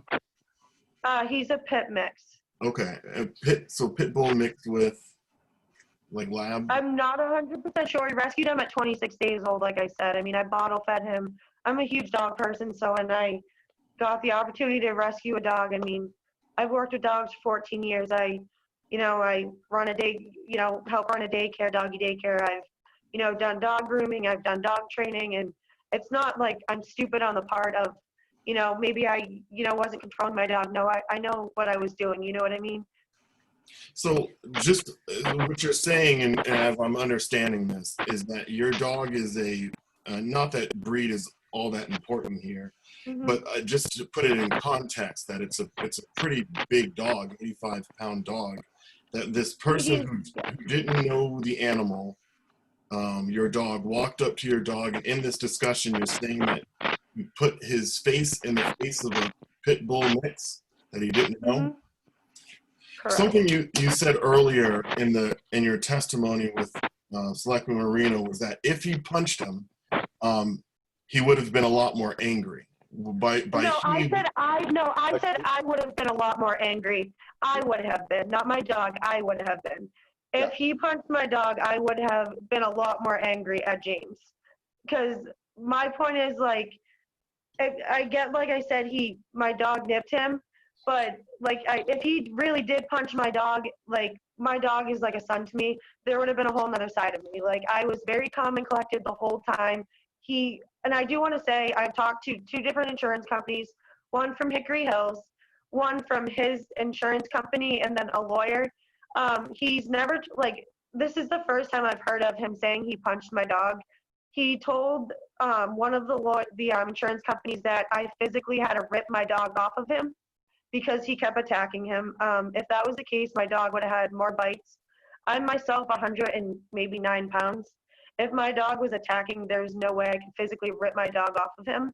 And he also did tell another insurance company that Hickory Hills, that he got bit in the face by my dog, and my dog didn't bite him in the face. And do you have that? Do you have that? Were you verbally told that, or do you have that in written form? I have. It was verbally told by me that it was through Nationwide, through Hickory Hills Insurance, because I guess he's going after them. I'm not too sure. Okay. Thank you. Mr. Dwyer. Thank you, Mr. Chairman. Ms. Newton, you had indicated that you had called while you were at the beach. Was that call placed to Ms. Mangiacotti? It was, yes. Ms. Mangiacotti, can you confirm that she called you that she was uncomfortable? Hold on a second. Let me unmute her. Okay. Hello. Yes, she was frightened of the man. She said there was, in her words, there was a creepy guy there, and he was watching her and her friends, and she didn't feel comfortable, and she wondered if I could come pick her up, bring her home, pick her and the dog up. So on my way to pick her up, I got another phone call when I arrived at the road. I was on the road toward the lake, and it disconnected, and she was crying in the phone. And then I arrived at the scene after that. Okay, thank you. Sure. Ms. Adams. Oh, hold on. Sorry. I didn't realize you had muted yourself. Okay. Hi, yes, one thing I just want to mention before a comment is brought up by previous questions, but my understanding is really not supposed to discuss dog breeds or have that really be a part of it at all. Thank you. And so I just want to say, if everybody can just remove from their minds any mention of the breed, maybe the size matters, but I know from being involved in these in the past that the dogs are supposed to be as a whole and not as an individual breed. And so I just wanted to say that. Now, in terms of this too, I'll have to say, the dog hearings are certainly such a complicated thing. We've had an incident in Lunenburg where a boy was killed by a neighbor's dog. So that's the worst case scenario. That's what nobody wants to see happen. That aside, this situation seems very dynamic because I have to sometimes put myself in the mindset of the dog in the situation. And if there was any feeling of fear and, in its relationship with the owner, the dog may have been operating under, an instinct to provide defense. And it doesn't make it okay. Nobody should be bitten by somebody else's dog. But there's certainly a lot going on here in a situation where there seems to be proof that there was a level of discomfort in this situation. And sometimes dogs help people in a protective way. So to me, I just wanted to state that because I'm beginning to see this from the mindset of the dog, and if it felt that there was threat. I don't know how that plays into this. I don't know if the animal control officer can give any input on that, and whether or not that becomes relevant if the dog was acting in a protective way rather than just, you know, an actual attack. Was that a question to somebody? Yeah, that's a question to the animal control officer in terms of, in her experience, our dogs looked at differently if they may have been acting in a protective manner versus just a straight attack. And if that's ever something that's defined or looked at. Let me unmute her. Hold on. Mrs. Como. Okay. I certainly do think that the dog was being protected due to the circumstances that were going on. Dogs feel when someone's anxious. Both girls were anxious, and the dog was feeling that, and then by leaning over in front of him, I'm sure that's the reason. And so that's really where I'm starting to head with this. These are very, very difficult situations, and you know, that I think that's one of the special things about dog ownership is that sense of loyalty. And in this case, I don't necessarily think that I don't necessarily see that the dog was acting viciously or out of control. And I think that's important to focus on in the sense that it was on a leash and it was with its owner. It went back in the car. And so I'm not, I guess that's, I just want to sort of air that as my initial thought, that there seems to be something here where it was acting in a protective way. And so it doesn't seem as dangerous as a dog that's just gone on an attack. I think you jumped ahead to the deliberation phase. So let's get done with the witnessing phase here. So, Mrs. Mangiacotti, do you have anything? You aren't a witness there. Is there anything you want to say since you appeared? You got a witness letter and you appeared. Yes, please. Yes, please. And excuse me, I'm actually at work. I'm a home care pediatric nurse, so I've just so thank you for being patient and allowing me to, but I'm trying to get off of the call as soon as I can. So I will add that I've known this dog since he's been very young. He lived at my house, and he, along with my other two dogs, I mean, I'm a dog owner. My dogs are on an electric fence as well as Ace. They're all very well behaved. I mean, they will bark and they will, you know, they're a little jumpy, and Ace is not one of the jumpy ones. He's the most laid back, friendly dog. Honestly, they take the dog everywhere with them. They take the dog to Kimball's, you know, people will come up to him and pat him. We actually took him on, my son's dad passed away, and they had a heart walk for him in Boston. And actually, we have pictures of it. Like, he was amongst so many people, and he was such a good boy. You know, he's so mellow. This dog barely even barks. He's a good dog. You know, I trust him around my granddaughter. Never had any feelings about him being aggressive. He's very friendly. He's just a good boy. You know, I just see this man. I don't know him at all. He was really aggressive, you know, when he was kind of jumping around. I saw him before he got on the ambulance. He was there. He was still there. And there was no blood coming from his neck. Not to say I'm not minimizing the bite at all. However, if the man had to punch him off his neck, he would have torn his neck. That I do know. So the fact that he's lying about one thing, you know, and I know that tells me he's lied about a few things. But one thing I can tell you is that the dog is he's very laid back. And I promise you, he was protecting the girls. That's my thought.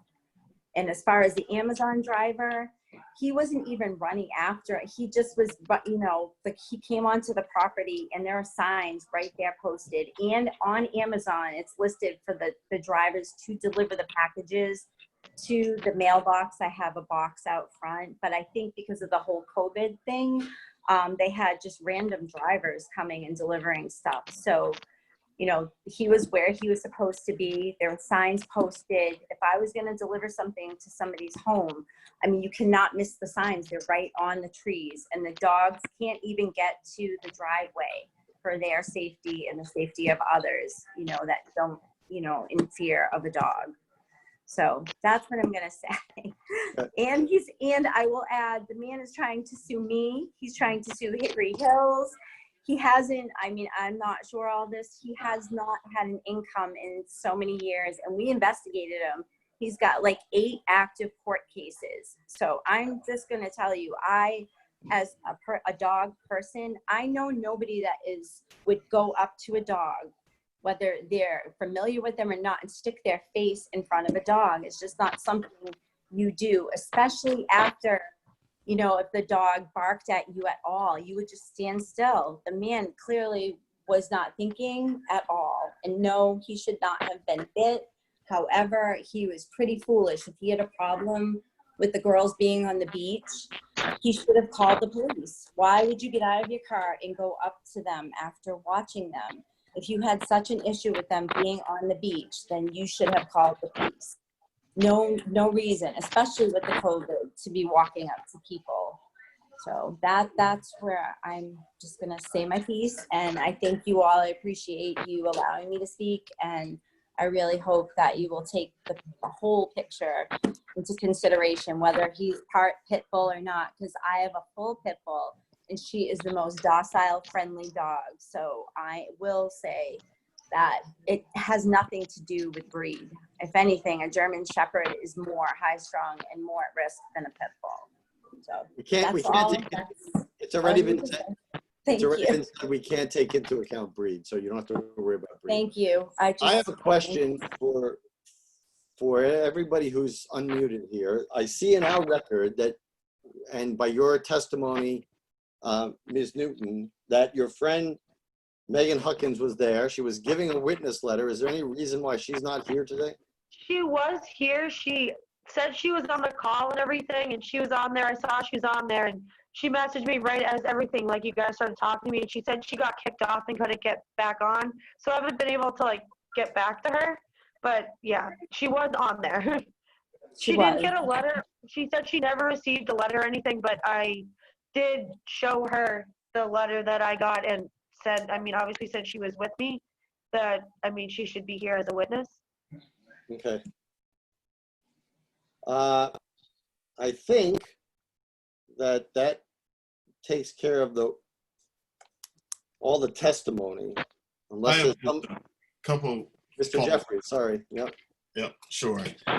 So, you know, we certainly can't consider breed as a reason for anything here, but I think that, you know, my question was to get an understanding of the context, that people do respond differently to, you know, if you have a toy dog in a purse, that's a dog that a lot of people will walk up to and pet, whereas a German Shepherd, people might be a little more naturally apprehensive to.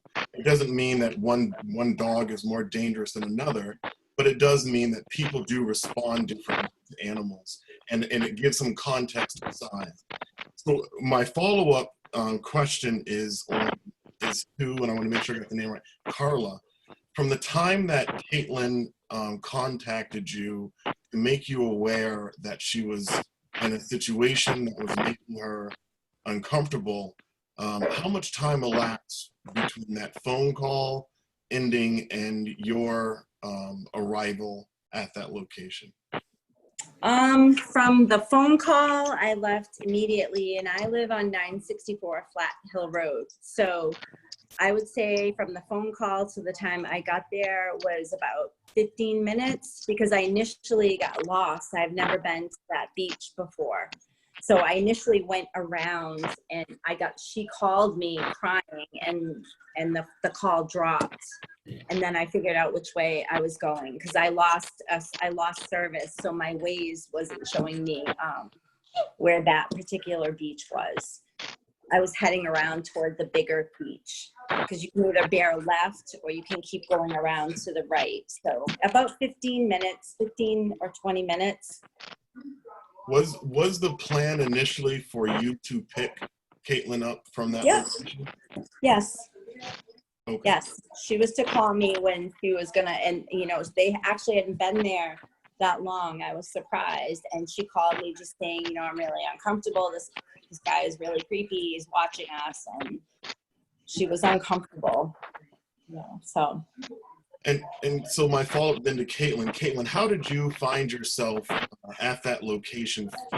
How did you get there? So I was with Megan. So at the time, the girl I was with, Megan, she, I didn't know at the time she had a rental car. So technically she wasn't really supposed to have dogs in the rental car. So she asked that while we were leaving the beach that if like Ace could go home a different way. And that's when I figured, you know, Dean's mom, you know, he was going to go back home to her, you know, their residence anyways. So that's why I figured, you know, instead of putting him back in the rental car and risking, you know, him, you know, maybe putting a paw print or something after going to the beach, that he would be picked up from, you know, Dean's mom. At any point, Katelynn, were you at a residence on Hickory Hills? No, I was not. I mean, we went to my friend Megan's, like her friend Alex's house. She had to pick up a pool float. I don't know if that was exactly on Hickory Hills, but her aunt does live over there where she was staying at the time. She picked me up from my parents' house in Leominster when she picked me up. Thank you. You're welcome. Okay, I think it's very unusual not to have the complainant, and it's also very unusual that your friend who's a witness who was, you know, was asked to be here, and because of the storm, I don't know that they may have both tried. Maybe they don't have power, maybe they have no ability to join, and there's no way of contacting them. I think, and I'll pitch this to the board, I think the fair thing to do would be continue this meeting till next week, at which point we would contact them during the week. Ask them to either provide written testimony or provide testimony in Can I person. just say something? I'm sorry, my friend was on here and she said she got kicked off. I'm sorry, I've been dealing with this since the incident, not knowing what's gonna happen to my dog, and now I have to wait another week. I agree. I agree. I mean, can I just say that I'm also, like, my boss has a generator on, so I can be on the phone with you all. So there's a tornado or bad weather going on outside. So a lot of people, like I get kicked off a few times and had to try and come back on. I just don't see why we have to continue this any further. The dog is a good dog. And clearly that man didn't make enough of an effort to be here. I'm sorry, like you can call in on a phone. You know, I understand your position, but I also think in fairness, I have no idea whether there is no way that he can get here for some reason, or again, There's a number on there you can just call. please do not interrupt. Please do not interrupt me. I think in all fairness to the hearing, he's the one who called the hearing, and he did not, you know, let anybody know that he wasn't going to be here. But also your friend can testify as well. I'd like to hear from them. Again, I am pitching this to the board. If the board feels otherwise, then and I would ask our attorney first of all, would that be an appropriate thing given the situation here? Well, this is kind of a new frontier. We're having hearings online, and obviously we're in the middle of a pretty bad storm. So there's a possibility that maybe he did want to attend virtually but couldn't. I don't know. It's just very unusual for a complainant not to show up. I've never had one where he didn't show up. Right, me neither. Show up and ask not to talk because they just don't like public speaking. But I've never had anyone just blow off a hearing like this before. Okay, so again, and I'm doing this in deference to the weather situation, and also because I don't want anything we decide. I just don't leave any room. I want to make sure that everybody has the opportunity to be heard, including the witness. So, Ms. Adams. The input that I at this time, we have invested a lot of time tonight, and I agree with you. We're not sure why everybody's not here. My thought process at this point is, you know, I don't know if people want, if the board wants to discuss it a little. I think when you look at the definition of nuisance versus dangerous, a bite goes under dangerous, and it's without justification. That's the one nuance we could discuss if it was justified, if there's a, you know, sense of fear there and everything. But if you deem it dangerous, I mean, there's a wide range of things, and some of them have to do with, you know, improving the way the dog is muzzled or restrained. Given everything that I've heard tonight of the history of the dog and the nature of the incident, and I would feel comfortable with discussing, you know, deeming it dangerous based on the fact that it has bitten a stranger, but assigning to it some type of restraint when it's away from home. It sounds like the conditions are good on the property, and it's advertised with the electric fence, but that then the risk here with this dog is that if it acts protective in a way that is inappropriate, something like, you know, muzzled in public places would have prevented this and prevented it in the future. So I see a pathway to a resolution potentially tonight. I don't know if anybody else is comfortable going down that path, because I think it would be an outcome that makes sense regardless of continuous discussion.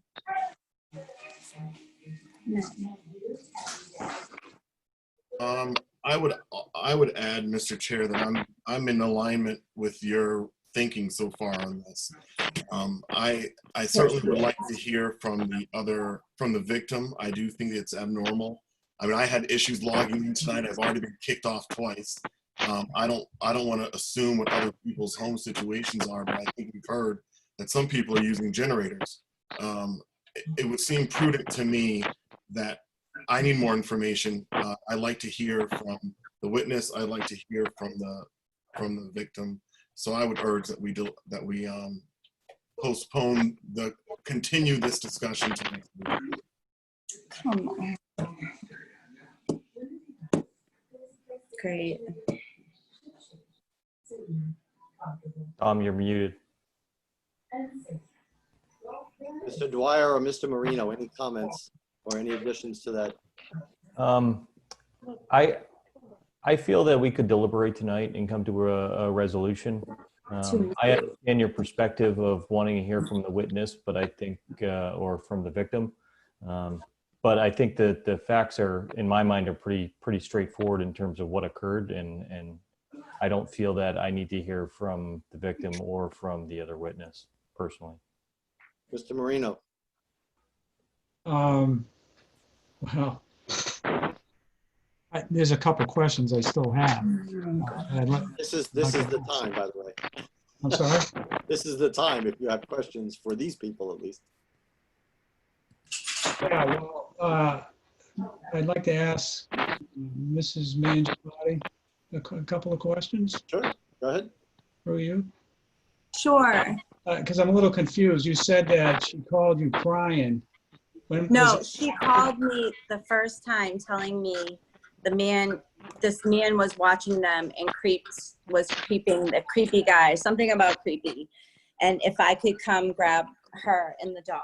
So I got in my car and I drove toward Hickory Hills, the beach, and then she called me again crying, but that was about probably 15 minutes later because it took some time to get over to Hickory Hills from my road. Okay, but the question is, when she called you crying, was that because of the creepy guy or was that because the dog bit him? No, that was because everything had transpired. I'm sorry. That's because the incident had happened. It happened that fast. Right. Did you call the police when she called you and said there was some creepy guy sitting in the road watching her? To be honest with you, I did not. I didn't, I don't know. I didn't. I'm sorry. I did not know. I didn't think to call the police. I don't usually think to call the police. I didn't know. No, I didn't know. Okay, Katelynn. Yes. Didn't you testify earlier that the guy asked you if you could pat the dog?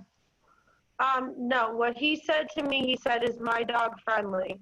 Because he Okay. heard him make a bark noise. And before, like what I said to him, I said, my dog is friendly, but and he just kept walking up. And before I could even finish my sentence, even finish talking to him, because I did not want him touching my dog. I don't want someone I don't know touching my dog, someone that creeped me out touching my dog. And like I said, before I could even say that, like, no, I don't want you touching him, he shoved his face into my dog's face. But you told him it was a friendly dog, right? He is a friendly dog, but that doesn't mean with the coronavirus and everything going on, or someone that creeped me out, I want him touching my dog. I mean, if, you know, he was creeping me out, why would I want him touching my dog? Did you say that to him? I didn't have time to before I could even say anything else, before I could even get my full sentence out to him. He already had his face in my dog's face.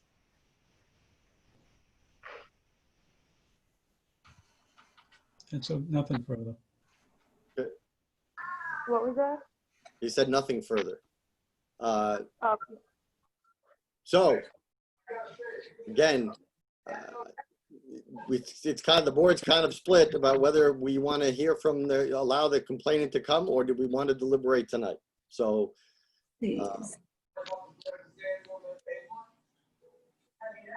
Well, I think I think maybe the lawyer should answer this question, because I don't want to have somebody come back and say that there was some violation of their 14th Amendment right, that there was no due process because there was no complainant here. Oh my God. I don't know if that's possible in a forum like this, or what. okay, so Mr. Kennefick, what are the legal obligations? Can we hold this without a complainant if they were given due notice of when it was, regardless of circumstances? Yes, you can go forward, deliberate and issue a decision tonight. There's a 10-day appeal period, so he would be an aggrieved party. So if there was some sort of reason why he couldn't attend, he could appeal to the district court and ask for a new hearing. So that, you know, that's one of the other considerations. I mean, I know Ms. Newton wants to move forward tonight, but even if you were to issue in their favor without him here, there's a possibility this could go to court based on those grounds where, you know, he tried to attend, but he couldn't. Thank you. Is it prudent then for us to wait another week? Mr. Chamax to Attorney Kennefick. Is it prudent for us to wait then another week? I think it's a judgment call. I mean, he would get notice of the decision, and that would kick off the 10-day appeal period. If he truly meant to blow this off tonight, he probably would blow off the decision and his right to appeal as well. On the other hand, you know, the belt and suspenders by continuing it for a week, just to make sure that, you know, there wasn't some sort of circumstance that kept him from attending tonight. I mean, it is a pretty bad storm tonight, so who knows?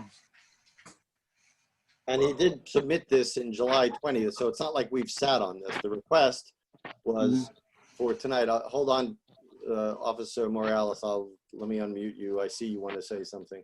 But before you speak, let me just say that that it's not like we've sat on this. I mean, the incident happened when on the 9th.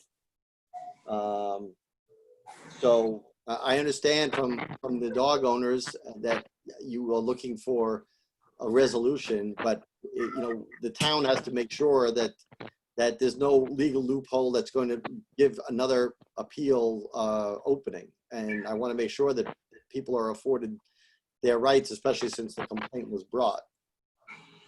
Officer Morales. Yes, I'm on the same boat as you, Tom. I just wanted to make the town aware that I'm not sure where his notice was sent to, if it was sent to the Lunenburg address. It is his summer home, I believe, and he does have a second address in a different part of the state. So I don't know if he got a letter sent there as well. So I just wanted to make the town and the board aware of that as well, if that's any determination on their decision here. Okay. That's all. Madam Town Manager, do you ever? I do. The letter was sent to both addresses. Okay. Do we have a phone number for him and also for Megan Huckins? Do we have both of them? I have a phone number for him and Megan as well. All right, so we should try to contact them by phone to, if we are going to continue it, we should contact them by phone and get a verbal response. Ms. Adams. Okay, another thing I wanted to say in terms of potentially deliberating and discussing it, if we deem the situation dangerous and we apply a necessary outcome, then the victim would be appealing potentially the fact that I guess what I'm trying to say is that they were looking for the dog to be deemed dangerous and an outcome. And so if tonight we deem it dangerous and talk about things like muzzling, for the victim to have to appeal it, he'd be appealing, which was actually a decision in his favor. Maybe he would have thought that it should have gone further or been done differently, but I think we have enough information about the incident to look for a good pathway forward, like muzzling in public. So in terms of the fear of him appealing it, would actually be appealing something that was found in his favor. So I didn't know if that, I just feel like there's enough here for a good outcome to find a balance and a compromise. More information, I think just, it'll just be a lot of redundancy in whoever's not here would be appealing. I guess if depending upon how we start to deliberate it, I see that the victim would be put in a position to appeal something went in the direction of which he was. You're making the assumption that we would find in what you want, what he would want us to find, but Not necessarily. I think you're misunderstanding my point. He filed a dangerous dog hearing and wanted an outcome, and I think I'm prepared to discuss, what's an appropriate outcome for this dog bite incident, and that's what he was seeking. That's what we would be providing it. I guess it's just I see it a little bit more simply, and it's not a dead end because there's an appeal process. We'd actually have to, if he wanted to contribute, be appealing potential outcome that was that of what she was seeking. I mean, he applied for dangerous dog. yeah, but we'd be coming to a deliberation without his input. If there was a reason why he wasn't here, that could influence how we view the case. Is the point? Okay. So. All right, so somebody's got to make a motion about what if we want to go forward or not. I don't want this. It's already an hour and a half into this. I'm ready to make a motion. We have a hand raised here with Steve Gammel. Keith, you wanted to speak? Okay. We got to show you the Zoom application, I guess, soon. I couldn't find my raise my hand. Okay. Just a quick note. We have been in contact with him previously prior to this hearing, and speaking with the ACO, he was adamant about appearing on this, and he had some very what he wanted to see done. So I think it's unusual that he's not present for this. I really do, and I would suggest that I can have an officer serve him in hand notice that he's here if you are inclined to continue the meeting. Okay. Can I just say, Jim? Go ahead, Mr. Marino. I'll come to you in a second. Just to Carla, if you just would listen to me for 1 second. I know this seems like a very grueling process, but there's a reason for it. First of all, we're only hearing one side of what happened. We don't have him here to hear the other side of the issue. And I hope you understand that.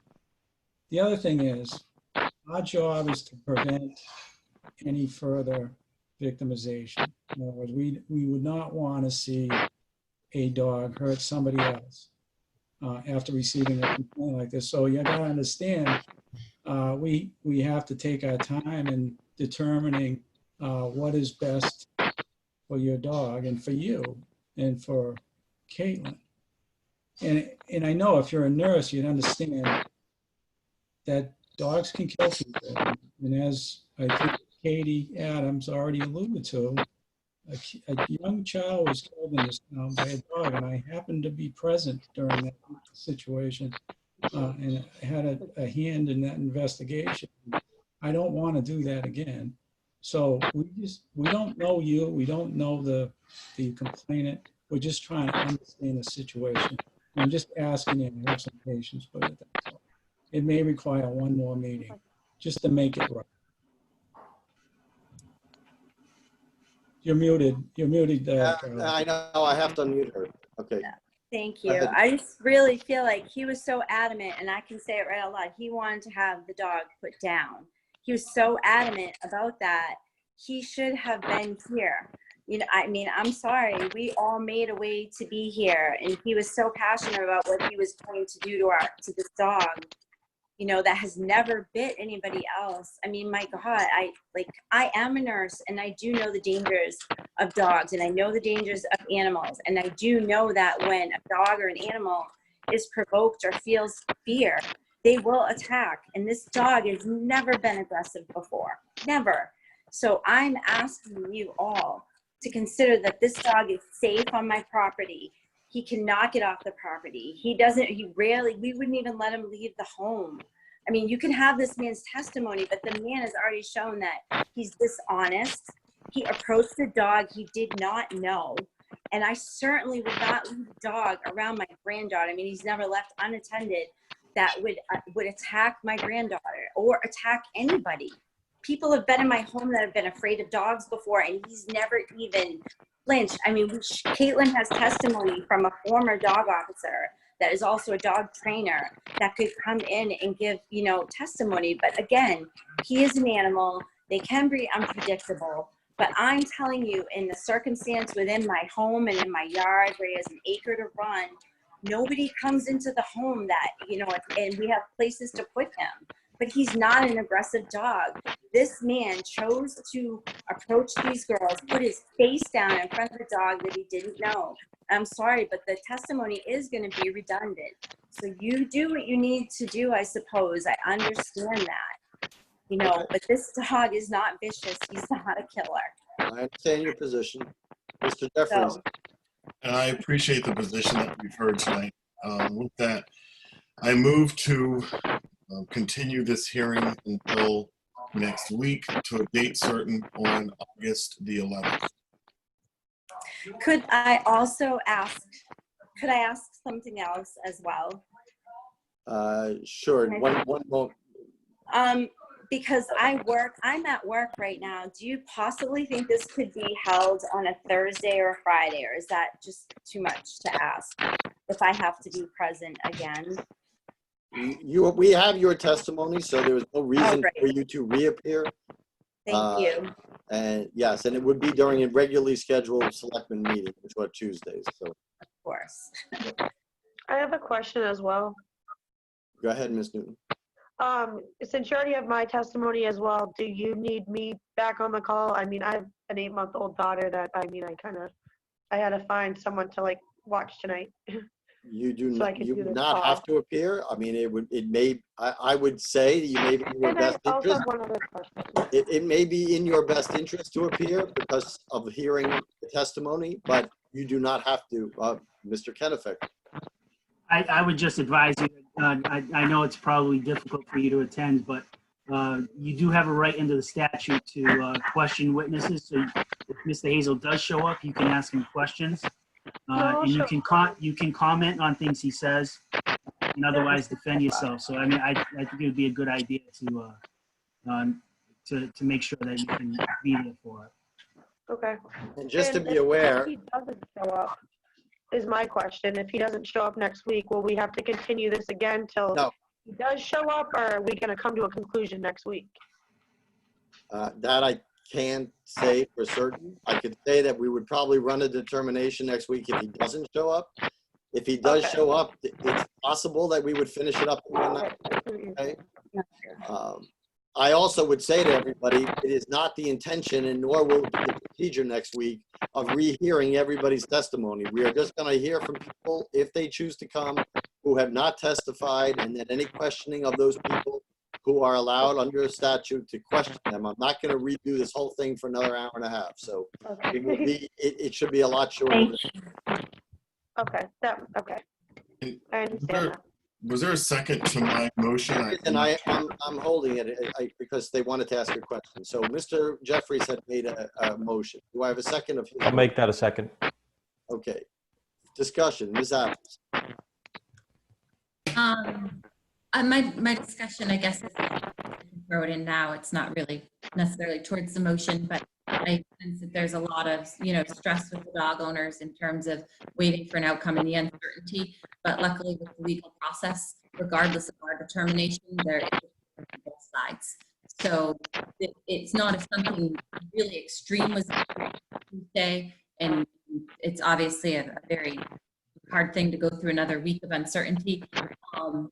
Nothing would happen immediately, and there's a process for both sides to continue. Things can go to court and things like that, and so there won't be an immediate outcome. For anybody, everybody has a process. So rest easy. Okay, so we have a motion and a second to continue this hearing till next Tuesday, August 11th. Let's say, Madam Town Manager, that it's going to be at 7:10. Let's do it the first thing. Unless we have another public hearing. Do we have another public hearing for that time? Hold on, let me. We do not. Is that what you said? We do not. Okay, so at 7:10, roll call vote. Ms. Adams. I didn't hear you. I'm sorry. Aye. Okay, Mr. Marino. Aye. Mr. Dwyer. Aye. Mr. Jeffries. Aye. And an aye for me. So this is continued till next week. And in the meantime, we will, the town manager, if you would work with the acting chief or however we need to get in touch with the two people who, the complainant and the extra witness, so they can provide written testimony or online testimony live next week, so we can conclude this hearing next week. Certainly. Thank you, and thank you, everybody. I know it's a difficult time. I just want to make sure that we get all the testimony and we come to the best judgment we can. So I appreciate your time. Yeah, great. Thank you. Have a good night.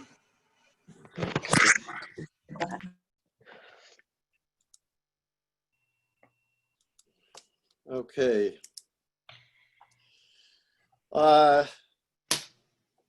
Interviews and appointments. We have a resignation from the Personnel Committee. Yes. So Mr. Fiorentino, he was on the board for the last about a year, but he's moved out of town, so he had to resign. Okay. I would accept his, on behalf of the board, we'll accept his resignation. And if we could please ask that we have a letter drafted so we can sign to thank him for his service to the town.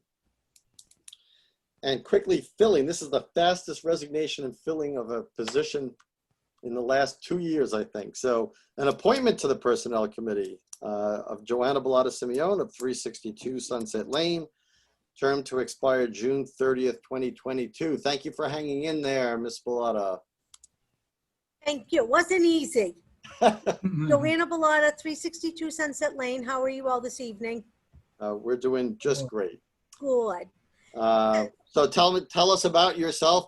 Most of us know you, but to those who may not, and to those in the public who don't, and then why you want to be on the Personnel Committee.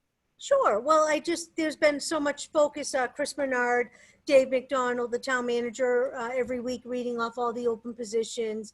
And there's a new Board of Selectmen that I think are fabulous that I'm now able to work with. So I look forward to coming back in and trying to volunteer and help within the community. I was on the planning board for over 10 years, enjoyed volunteering on that. I volunteer for Lake Shirley, so I really, and now the election committee, and I enjoy it very much. Personnel board I really like because I'm in HR at North Middlesex Regional School District. I sat in the union negotiations as the recording secretary with the school committee, and Attorney Elizabeth Valero with the nurses, teachers, paraprofessionals, custodial, and secretarial staff. And I did 2 rounds, 3 years. So I was able to do that, do job descriptions, post them all in School Spring. So I'm very familiar with that, and I enjoy it. I enjoy the HR aspect. So I said I will put my name in the ring. Excellent. And have you met with the personnel committee already? I've watched their Zoom meetings, and I did. Dave McDonald is the chair, so when I did the talent bank form, I also included him with the town manager when I submitted the talent bank form, so he would know that it was something I was doing. Perfect. I would open it up to the board if anybody has any questions for Ms. Bellato. I'm in favor. Thank you, Jim. Yes, I've known Ms. Bellato for many years, and I know, can attest to her time on and her service on the planning board, and I know she serves on the Lake Shirley. I want to say association, but it's not an association. But Improvement Corp. Improvement Corp. Thank you. You're welcome. And I agree. I think she'd be an excellent benefit on that town, especially given her professional background as well. So. Thank you. Without any further questions, I would entertain a motion on the appointment to the Personnel Committee. I'll make that motion. Oh, Second. oops, sorry. Okay, the chief has made, Mr. Marino has made the motion. I got to stop calling you chief, by the way. Sorry. And I'll make acting Chief Gammel really upset, I guess. So, and Mr. Dwyer seconded it. All those in favor, Ms. Adams, Aye. Mr. Marino, Aye. Mr. Dwyer, Aye. Thank you. Mr. Jeffries, Aye. and an aye for me. You're back. Well, thank you very, very much. I'm glad to be back. Good to be back. Glad to have you. Good to have Good you. luck there. Thank you for hanging in there. I appreciate Thank it. you. All right. Have a great night. You too. Now I have an appointment to the Agricultural Commission as an associate member, Stephanie Schofield. And there are 2 Stephanie Schofields on our thing, so I'm going to try to unmute both of them. I'll just go to the picture. That's going to be a lot easier. There we go. Good evening, Okay. everyone. Stephanie Schofield, 870 Mass Ave in Lunenburg. Welcome. Thanks for having me. Okay, so you want to be on the you're putting your name in for the Agricultural Commission.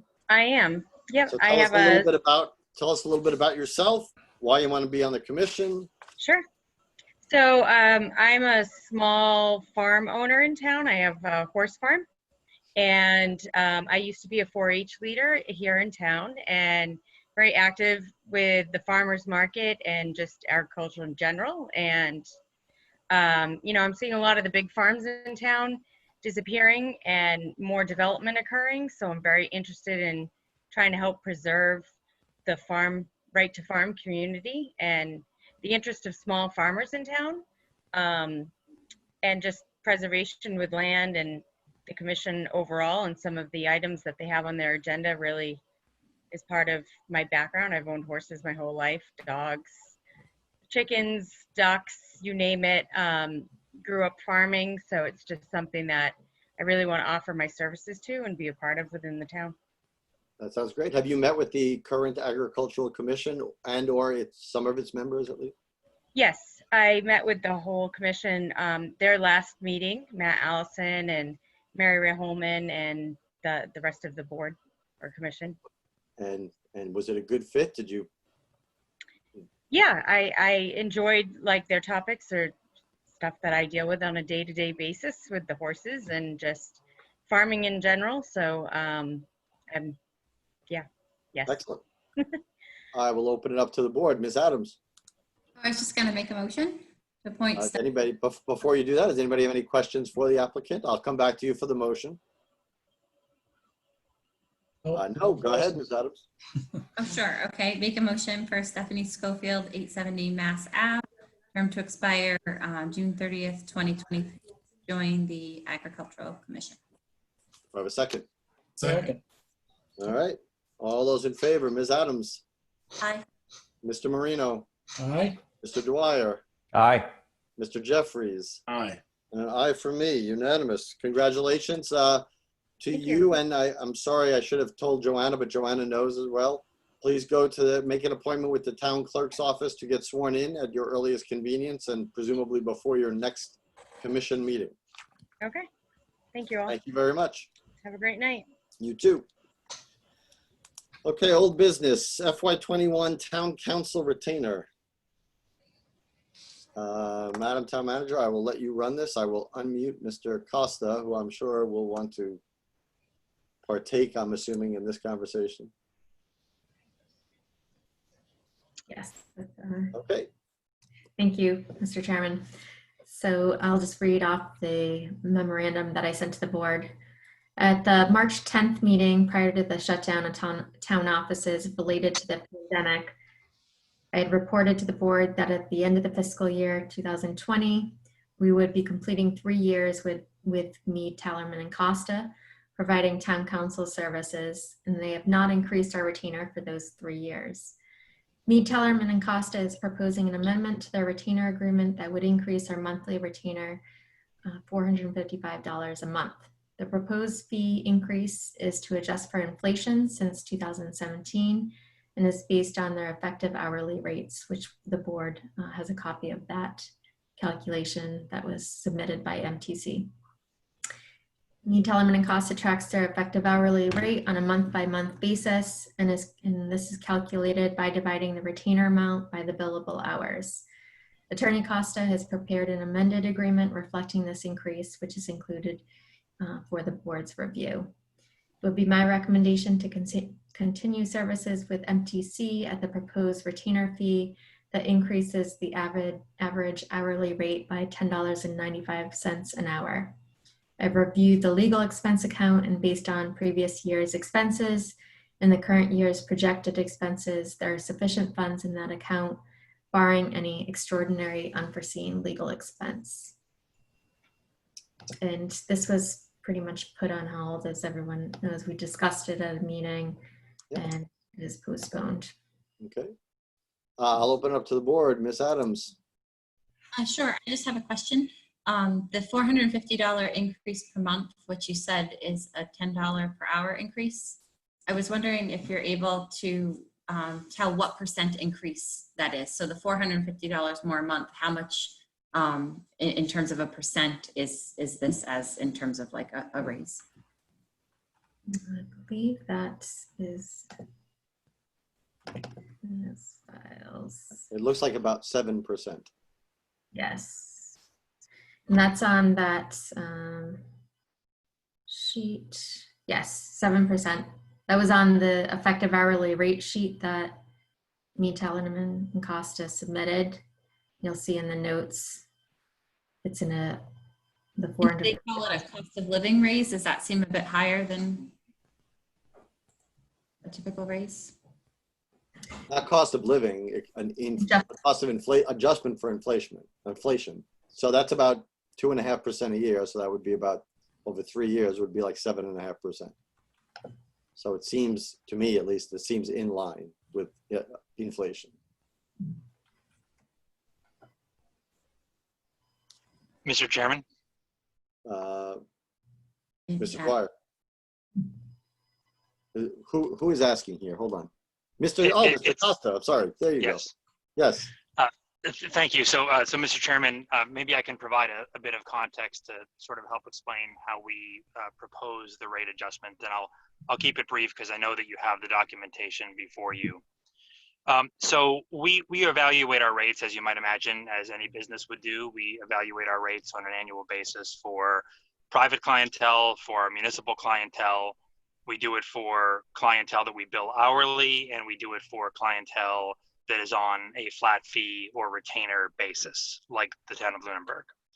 And with our flat fee towns, as town manager had referred to, the way that we do that is we calculate our effective hourly rate. So we look at the number of hours that we worked on a monthly and then on an annual basis, and we divide that into the monthly or the annual flat fee to determine effectively what our hourly rate was in that community. And we try and compare that year over year. We compare it to the work we do in our other communities. And it's not our practice, and I think that the past history of 3 years in Lunenburg speaks to this. It's not our practice to try and nickel and dime our communities. We had a relatively poor effective hourly rate the first several months, the first half of the first fiscal year that we were town council in Lunenburg. That is to be expected in any new community where we're doing a lot of legwork to sort of learn the ropes and become familiar with that community. The hourly rate, and again, you have this in your documentation, the effective hourly rate for calendar year 2018 was $140 an hour. I will tell you, in the world of municipal law, most towns that are billed hourly are being billed somewhere between $180 and $225 an hour. So 140 was a bit low for that first year. For the second full calendar year, 2019, the effective hourly rate was approximately $170. So it was improved year over year from 2018 until 2019. So looking at that improvement and looking at our 3 years in Lunenburg and the fact that I enjoy my role as town council in Lunenburg, I hope that you enjoy having me in Lunenburg. It was not our desire and is not our desire to try and effect an increase in an effort to adjust the effective hourly rate because we think that that rate is too low. What we are proposing to do is to adjust the annual retainer amount simply to reflect a cost of living increase.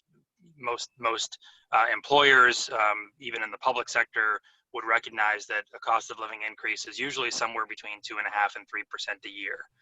We didn't ask for that increase after our first year. We didn't ask for that increase after our second year.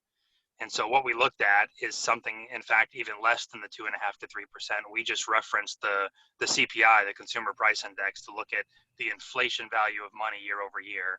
And we looked at it for each of the 3 years that we've been town council. And it was about, I think, 1.9 or 2% the first year. It was somewhere closer to 2.5 or 3% the second year. And then I think it was right around 1.9 or 2% the third year. So we added those numbers up. And we said, moving forward, we'd like to at least bring our monthly retainer in line to what we contracted for 3 years ago, so that the value of that retainer amount today is the same as it was 3 years ago. We're not asking for retroactive pay or increases from the past 2 years when we didn't seek those cost of living increases. We're just looking for the upcoming year for the dollar value of our services to be the equivalent of what it was in 2017 when we were engaged as town council. So it is about a 7% increase in terms of the raw dollars, the monthly or the annual retainer. It works out to be a little bit less than 7% if you figure it into the hourly rate over the course of the past 3 years. It's more like 5% of the hourly rate over the past 2 years. I hope that's helpful. Yeah, thank you for all that context. Any other questions for the town manager or town council? To me, it seems like a fair proposal, and I personally am for it. But if there's no other questions, I would entertain a motion regarding the retainer. I make a motion, we accept it. Second. All right. Any further discussion? Roll call vote. Ms. Adams. Aye.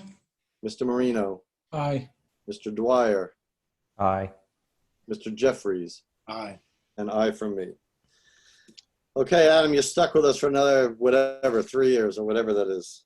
Well, I meant what I said. I very much enjoy working for and with the town and with the officials, and looking forward to working with the 2 new board members. Welcome. Haven't appeared before the board since you were elected, so looking forward to the upcoming year. And if you're going to force us, I'll say that we enjoy working with you. And I'd be honest about it. You wouldn't just force me, but I'd be honest about it. I appreciate all the work you and your firm has done for the town. Thank you very much. Thank you, Adam. Okay, I am going to, because we have the land use director and we have a citizen on who's waiting for the renewal of the earth removal permits discussion, so I'm going to jump to that. The discussion on renewal of earth removal permits. And Mr. Burney, I will unmute you. Mr. Proctor, I will unmute you. Madam Town Manager, I don't know if there's anything to, or Adam, if you want to introduce this, or I'll introduce it. I can start the conversation off. So Sure. this topic was added just as a discussion purpose with the upcoming renewals at the end of August. They expire on August 31st. So the August 18th meeting, the board will need to vote on the renewal of the permits that were previously issued. Okay. Now I see Mr. Burney has already submitted in writing his recommendations for those. Is that correct, Mr. Burney? It is. We were requested to have them for this meeting. I was under the mistaken impression last week that this was the renewal hearings. Well, you know, now it's off your shoulders. So you got That it is. You're ahead of the curve. I see that Keating has provided some documentation as well. I'm assuming that's in your recommendations, or having seen that their proposed. That's correct. We have the building commissioner. Are these current? I didn't look at the dates on these. Yes. So our building commissioner has looked at these and made recommendations as well. That is correct. He would be here this evening, but he lost power at home. So yeah, it's going around.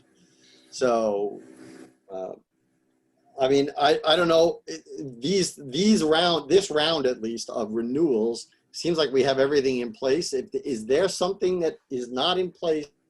We're not voting on here tonight. We're going to do it on the 18th, as the town manager said. But is there anything that somebody on this board wants to see other than the documents that are already received by and written by the land use director and the building commissioner? Yes. Okay. I have a question. Yes, Mr. Jeffries. And it actually kind of goes to Dan Proctor, really, but it's for the building commissioner. There was a recommendation in our drive. I'm trying to pull up my notes here, but there was a recommendation in our drive from the building commissioner related to the project at related to the project at 1325 Mass Ave, and he makes a request of us to stipulate the completion of the rear berm by 11:30. And it's not clear to me why he's making that request. But since we have Mr. Proctor here, I guess we can ask the question of, can you explain, do you have any insight into that on your end? And is that a expectation that would be not aligned with what you're trying to do? Do you see a conflict with that? I certainly don't see a conflict with that. You said 11:30, November 30th, is that correct? Yes, no, that's definitely not a problem. When we had a site walk, basically my tree guy had just finished taking the last trees that needed to be taken down to continue the berm the full distance that it needed to be done. And literally he had left that morning. We had the meeting around 1 o'clock last Wednesday. So that is certainly not a problem getting that berm done. I did mention to them that the seeding, obviously it's been so dry that I was really hoping to seed probably within the next couple of weeks, just to get a little bit farther into August to start getting the fall lawn type mentality. So that is not a problem getting that berm done. Honestly, I hope to have it done before September. Okay, that's my only question. All right, Ms. Adams. Oh, you're on mute. Hold on.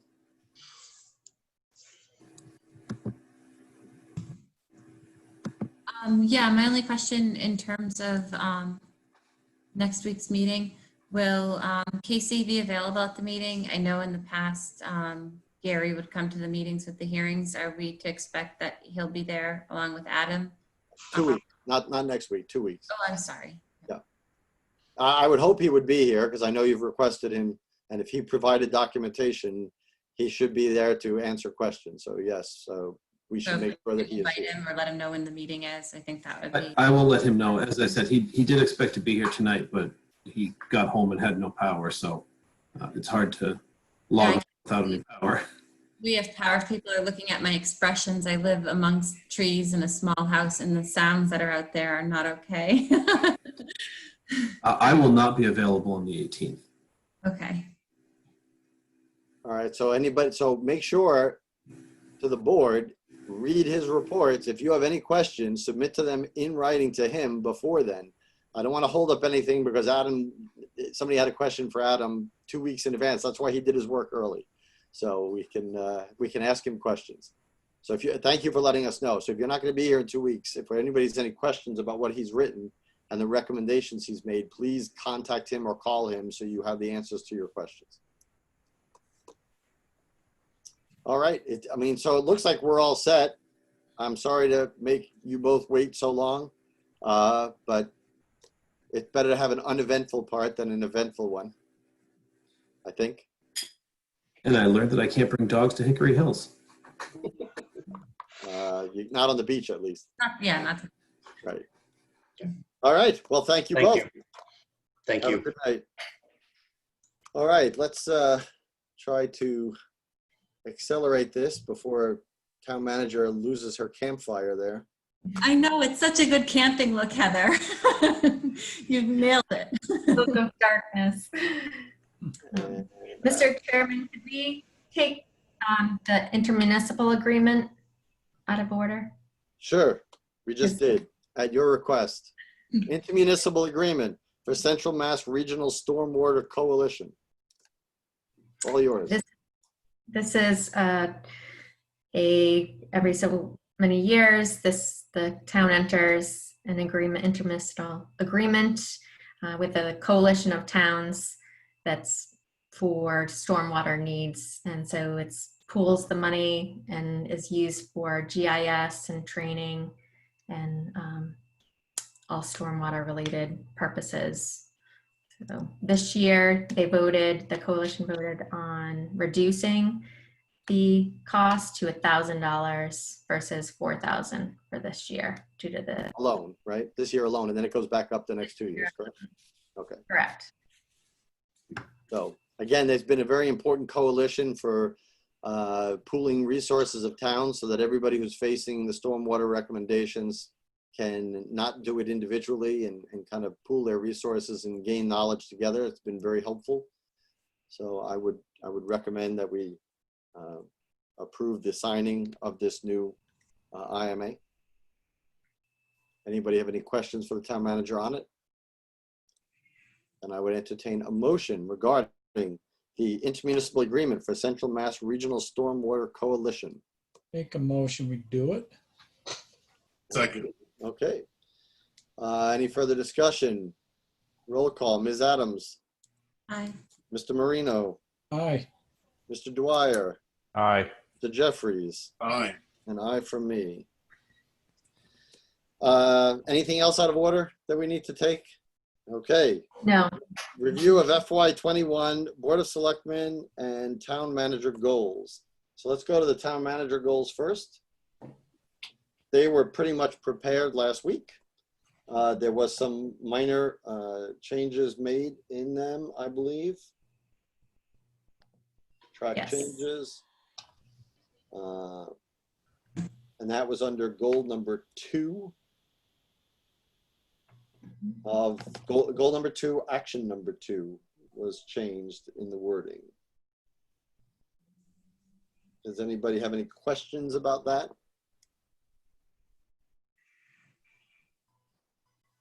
Then I would entertain a motion in regards to the town manager goals for FY21. I move we accept the updated town manager goals for fiscal year 21. Do I have a second? Second. All right. Any further discussion? All those in favor, Ms. Adams? Aye. Mr. Marino? Aye. Mr. Dwyer? Aye. Mr. Jeffries? Aye. An aye from me. All right, we're cruising here now. FY21 Board of Selectmen goals. So I have written these, so putting together what we discussed last meeting and sent them out to the board early. I think I was on Sunday afternoon, Sunday evening. I don't know if anybody has any questions about these. Did it capture what we had spoken about? Okay, we're losing people here. Yes. Getting I thought very it hot, did as I guess. I thought it did as well. Okay, thank you. All right, so let's entertain a motion for the Lunenburg Select Board goals of, I'm between Board of Selectmen and Select Board. I know it's like so close to being approved, the charter. So I'm like battling it. What? It's not legal. We're still the BOS. I know. He backburnered us. Well, we could always amend it, so. So I entertain a motion on the Board of Selectmen goals of FY21. Take a motion, we accept. Oh. Do I have a Second. Sorry. Okay, we have a second. Any further discussion? All those in favor, Ms. Adams, Aye. Mr. Marino, Aye. Mr. Dwyer, Aye. Mr. Jeffries, Aye. and I for me. All Instead right. of zombies, I started from work and stuff calling it Zoom bodies. And That's kind of what we're dealing with. I have a colleague at work who, when we have Zoom meetings, if he'll feign a internet freeze and just absolutely remain still. And it's like really? Gotta order my cardboard cutout. Oh, then you could send it to the baseball games too. All right, approval of minutes of May 5th and May 12th of 2020. Everybody has received those. Unless there are any revisions, I would entertain, or revisions that are desired, I will entertain a motion regarding those two sets of minutes, May 5th, May 12th of 2020. I move to accept the minutes of May 5th and May 12th. Do I have a second? Second. All right, any further discussion? All those in favor, Ms. Adams? Aye. Mr. Marino? Aye. Mr. Dwyer? Aye. Mr. Jeffries? Aye. And an aye from me. I did sign warrants. Was it? I think it was last week. Yes. Payroll warrant in the amount of $639,220.22. Payroll deduction warrant in the amount of $447,206.66. An accounts payable warrant in the amount of $248,716.06. We also signed a warrant for the first quarter water commitment of FY21 in the amount of $7,997.46. Action items from the board. Any action items? I just have one. It's basically just what we talked about last week, just to make sure they don't get lost. During the discussion of goals last week, 2 agenda items came up that I just want to make sure, Madam Town Manager, we can stay on the list. That is the establishment of a tricentennial committee, and also the discussion revolving around reinstituting liaison positions to other elected and appointed bodies. So if we can make sure that stays on the list to discuss down the line. Any committee reports? Yes, I have 2. Okay, Mr. Jeffries. For the Council on Aging. So there's a couple good things that's happening. There's a lot of great things actually that's happening over there. But I want to highlight just a few of them. So first is that they are doing, that Meals and Wills is continuing. That, you know, for the most part, the deliveries are happening on Mondays and Wednesdays, and citizens within the community are getting bulk deliveries at those times, meals for additional days of the week. And then there's also brown bag lunch on Thursdays and coffee on Tuesday mornings.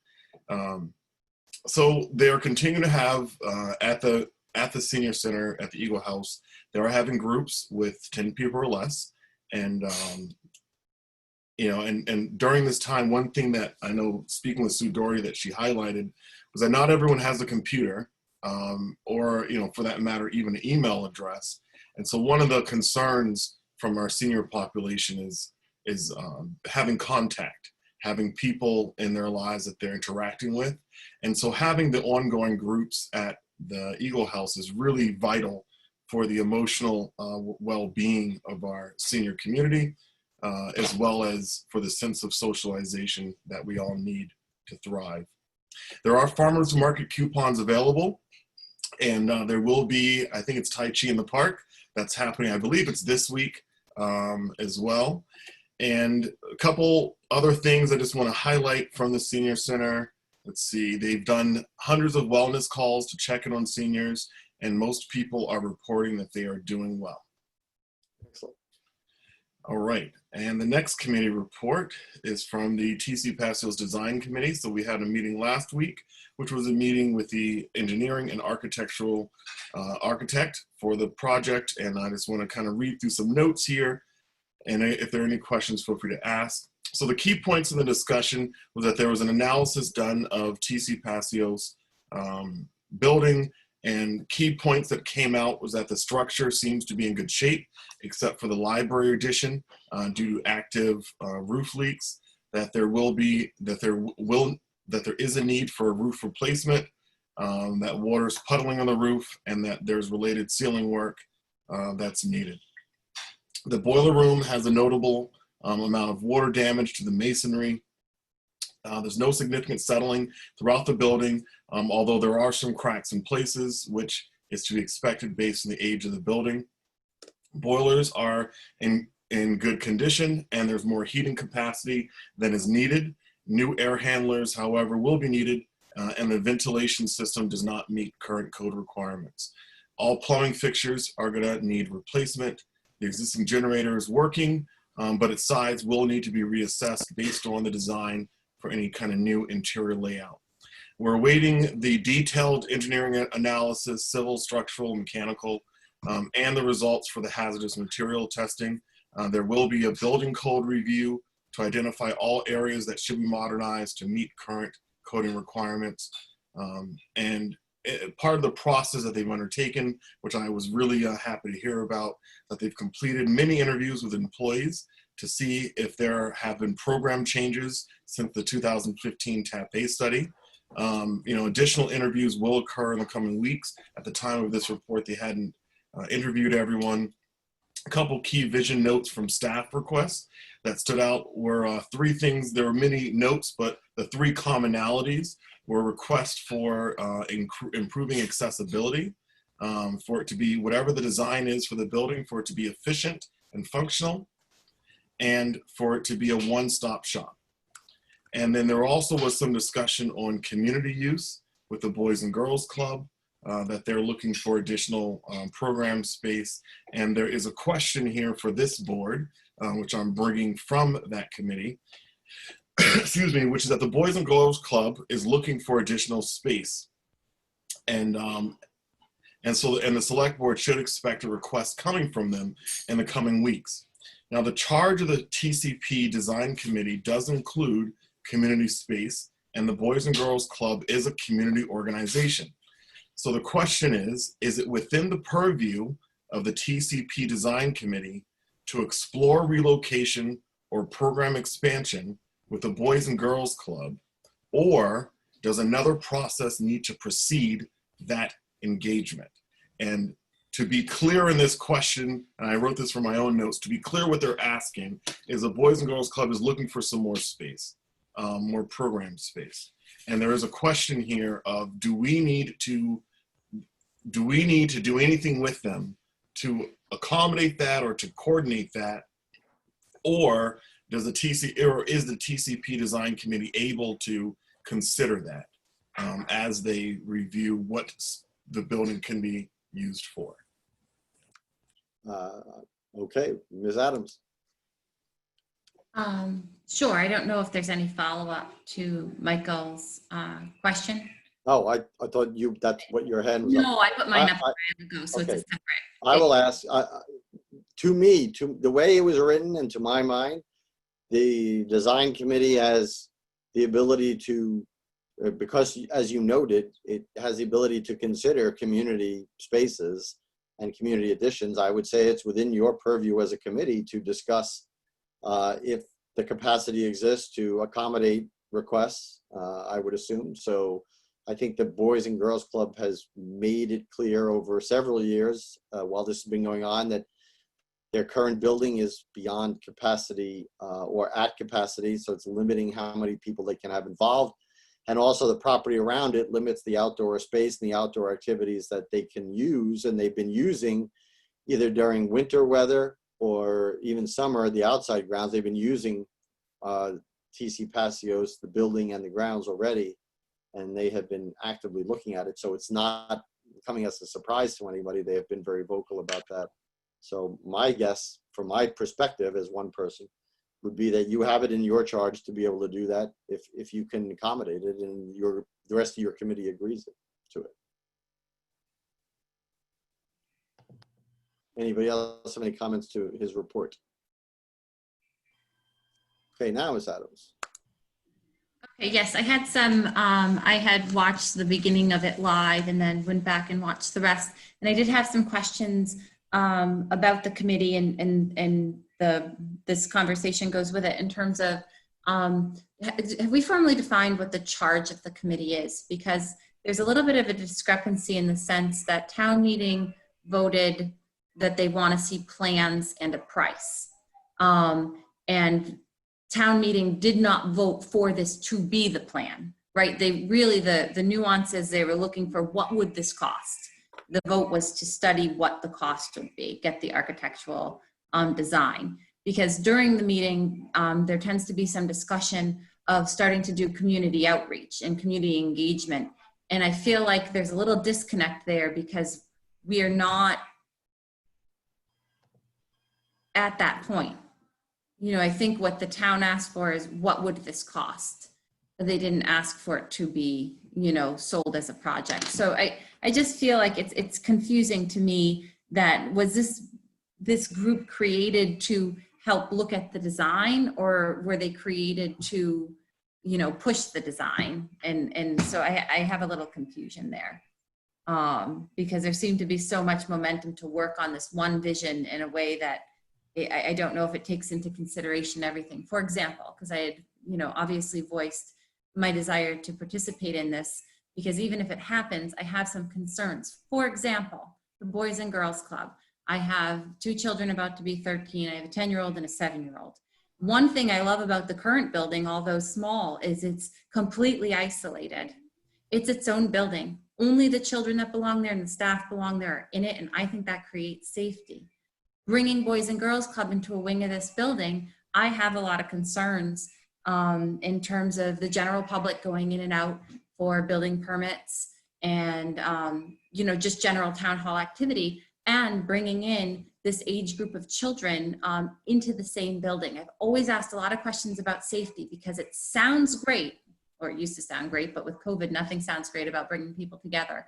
But it sounds great to have a community building, but children in schools have so many rules and so many things set up to be restricted and safe.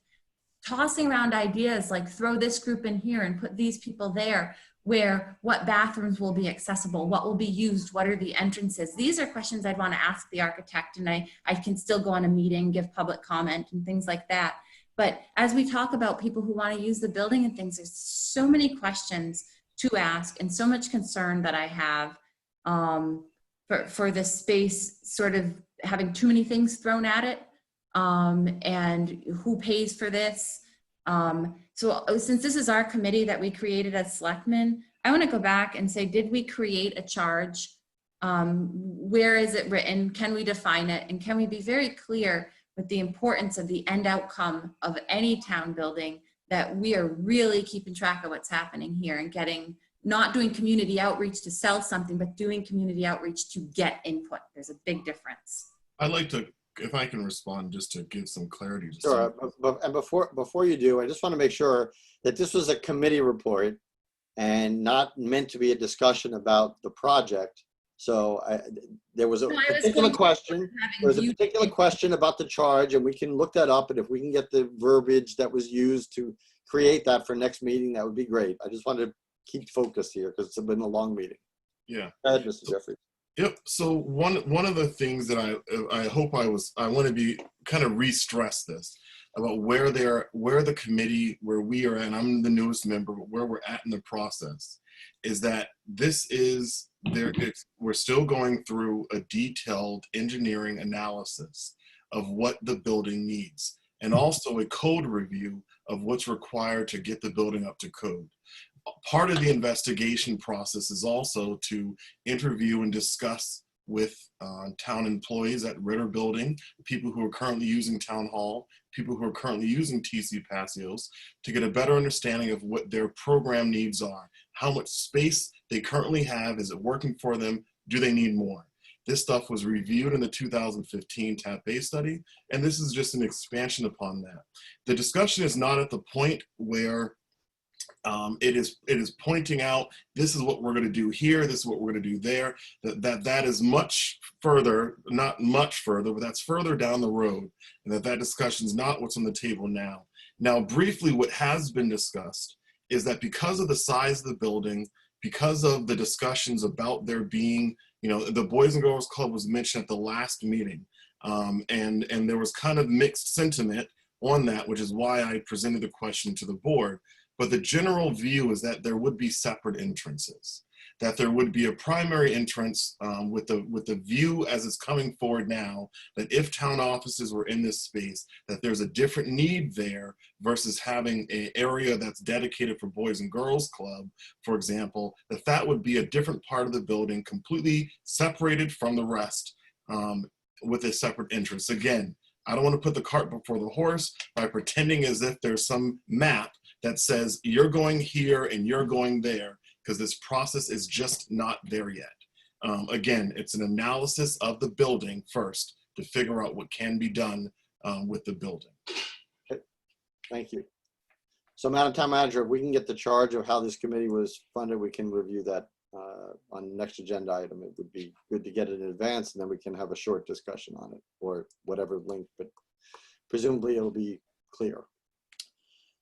Okay, town manager reports and COVID-19 update. 1 second. I'm very amazed at your battery power. So this is, I'm quite impressed, by the way. We're on a generator right now, and I have retained most of the power to this office so I could plug in, but oh, good, okay. I'm not with lights, so. All right, I'll start with the town manager report. So I'll announce the existing vacancies. And even though one of the personnel committee appointments was made tonight, that there is still one vacancy remaining, because one of the members did not, that would have been up for reappointment, did not renew back in June. So the Agricultural Commission, there's one alternate vacancy. The Americans with Disabilities Act Commission, there's one vacancy. The Architectural Preservation District Commission, there's 3 vacancies. So that's, we should be foreseeing one person reapply. He missed the reappointment process.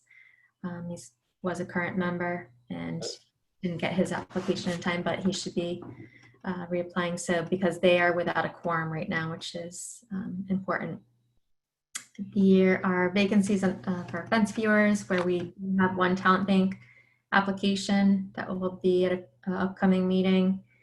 There are 3 vacancies on the Historical Commission, 1 vacancy for the Library Board of Trustees, 1 vacancy for the Personnel Committee, 1 vacancy for the Senior Center Property Tax Work-Off Committee, and 2 associate vacancies for the Zoning Board of Appeals. Let me interrupt you. So the 3 vacancies on the Historical Commission leads me to believe that they don't have a quorum now. That is correct as well. So the same person that served, so one of the positions in the Architectural Preservation District Commission is a member from the Historical Commission. That same person was not reappointed to the Historical Commission. That was on the APDC, but he is looking to not apply for the Historical Commission appointment to the APDC. He's looking to apply for just the member at large. All right, so we have to get that filled, okay? Commission that needs membership. Yep, all right. Anyone interested in any of these vacancies can submit an application form, which can be found on the town website, and completed forms can be sent to the Board of Selectmen's office through email or regular mail. An update on state aid. We received notification on Thursday, July 30th, that the Baker-Polito administration and the legislature have committed to no less than the fiscal year 2020 level of funding for unrestricted general government aid and Chapter 70 education aid as a baseline amount for the fiscal 21 funding. That is So that absolutely fabulous news. it was good news. We're pleased to hear that. Updates on the fiscal 21 capital plan, the Town Hall ADA ramp. This project will be included in the Complete Streets project and bid as a part of the larger project. The engineer is currently working on putting together design and specifications for the Complete Streets project that encompasses the town center, and that will come before the board at a future meeting. Flat Hill Culvert Design, an engineering firm, is under contract for this project, and they will begin soon. The engineer will also prepare an application for the Small Bridge Program to apply for construction funding for the next phase of this project. Turkey Hill Elementary School asbestos abatement. This project is in progress. The marked police cruiser, bids were solicited, and this will be ordered shortly. The self-contained breathing apparatus, this order is in progress. The ALS equipment, phase 1, this is on hold for right now. The ACO vehicle, animal control vehicle, this vehicle has been ordered but is back ordered and will be many months before we receive it. The midlife overhaul of Squad 3, this is on hold for right now. There may need to be repairs done to the pump sooner than later. That is approximately $15,000 out of the $65,000 cost for that project. The portable radios, right now 4 radios will be purchased, which is approximately $2,000 out of the $45,000 for the new officers. And the others are on hold due to, and former Chief Marino can speak more on this, but changes in frequency that may be mandated. The AC design for the primary school, currently this is out to bid, and the senior center front entrance reconfiguration, this design is in progress, and then that will need to be put out to bid as well. So some of the projects are longer term, and so payment on those wouldn't be immediate based on the bid process. The infrastructure bond bill, which was House Bill number 4932, the legislature passed an infrastructure bond bill that included $150,000 for the acquisition of turnout gear for the Lunenburg Fire Department and $100,000 for a fire alarm upgrade at the Lunenburg Primary School. This was sent to the governor for approval on August 3rd and is waiting for his signature. I had notified the board in May that Representative Hay had notified me of this particular bond bill that required a list of projects for the next day. So I had provided the list that we had formalized for our legislators back in February, and 2 of the 4 projects on the list were chosen with reduced amounts for each project. Just to make clear, a bond bill is not like an earmark in that it is guaranteed funded, not guaranteed funding for a bond bill, whereas guaranteed funding for earmarks, if they go through the budget process. We would need to formally request these funds to be released through a bond, and it would require the governor's approval. I've requested additional information from our senator and representatives on the formal process to make these requests, and if any projects from prior bond bills have been requested and funding released. That is information I sought. The Community Development Block Grant Award. In April, I had reported to the board that I had read that federal stimulus packages, the federal stimulus package at that time had community development block grant funding. So I reached out to Montechusett Regional Planning Agency to see if they would be able to assist us with putting together a community development block grant application. In June, I requested the board authorize the chairman to sign a letter of support for Lunenburg to participate in a regional coronavirus community development block grant application. MRPC put together this application that included Lunenburg, Shirley, Royalston, Townsend, and Westminster. The application request was for $264,500 for microloans for small businesses and support for our local food banks. We were notified recently that we received an award of $296,100. The town of Shirley will be the lead community that administers this grant, and we are currently awaiting all the grant documents from the Department of Housing and Community Development, and I will update the board as this progresses. For department head updates, the DPW, there are currently 3 equipment operator vacancies that are being advertised by the Assistant Town Manager, HR Director, that we still have been unable to fill.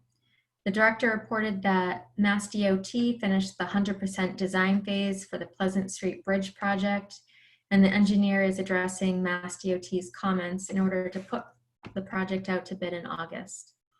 Once the construction begins sometime in the fall, the detours will be in place for months. The fire department, the ladder truck is expected to be delivered to the public safety building first week of August, this week. So it hasn't been delivered yet, so presuming by the end of this week. The new engine is expected to be delivered by the end of August. And due to COVID-19, the employees attending paramedic school have seen a delay in completing the program, but the classes are expected to restart in the fall. The treasurer collector updates were that the treasurer collector is currently advertising the list of unclaimed checks on the town website. And as required by Mass General Law, in order to return the funds to our general fund for checks that were never cashed, the town is required to advertise on the website for 60 days, advertise in the paper twice for a period of time after that, and after a 1-year period at the end of the newspaper, advertising can void the checks. The treasurer collector is currently working towards another tax lien sale as well, and auction for foreclosed properties. The land use director reported on the major greenhouse proposal from Bright Farms and a 2.5 megawatt solar project being developed by Nexamp on Electric Ave that is currently going through the permitting process. The process for updating the master plan is moving forward, and the Collins Center will be the consultant to conduct a new population study as the first step of this process. Cable, public access has seen a 9% increase in local programming.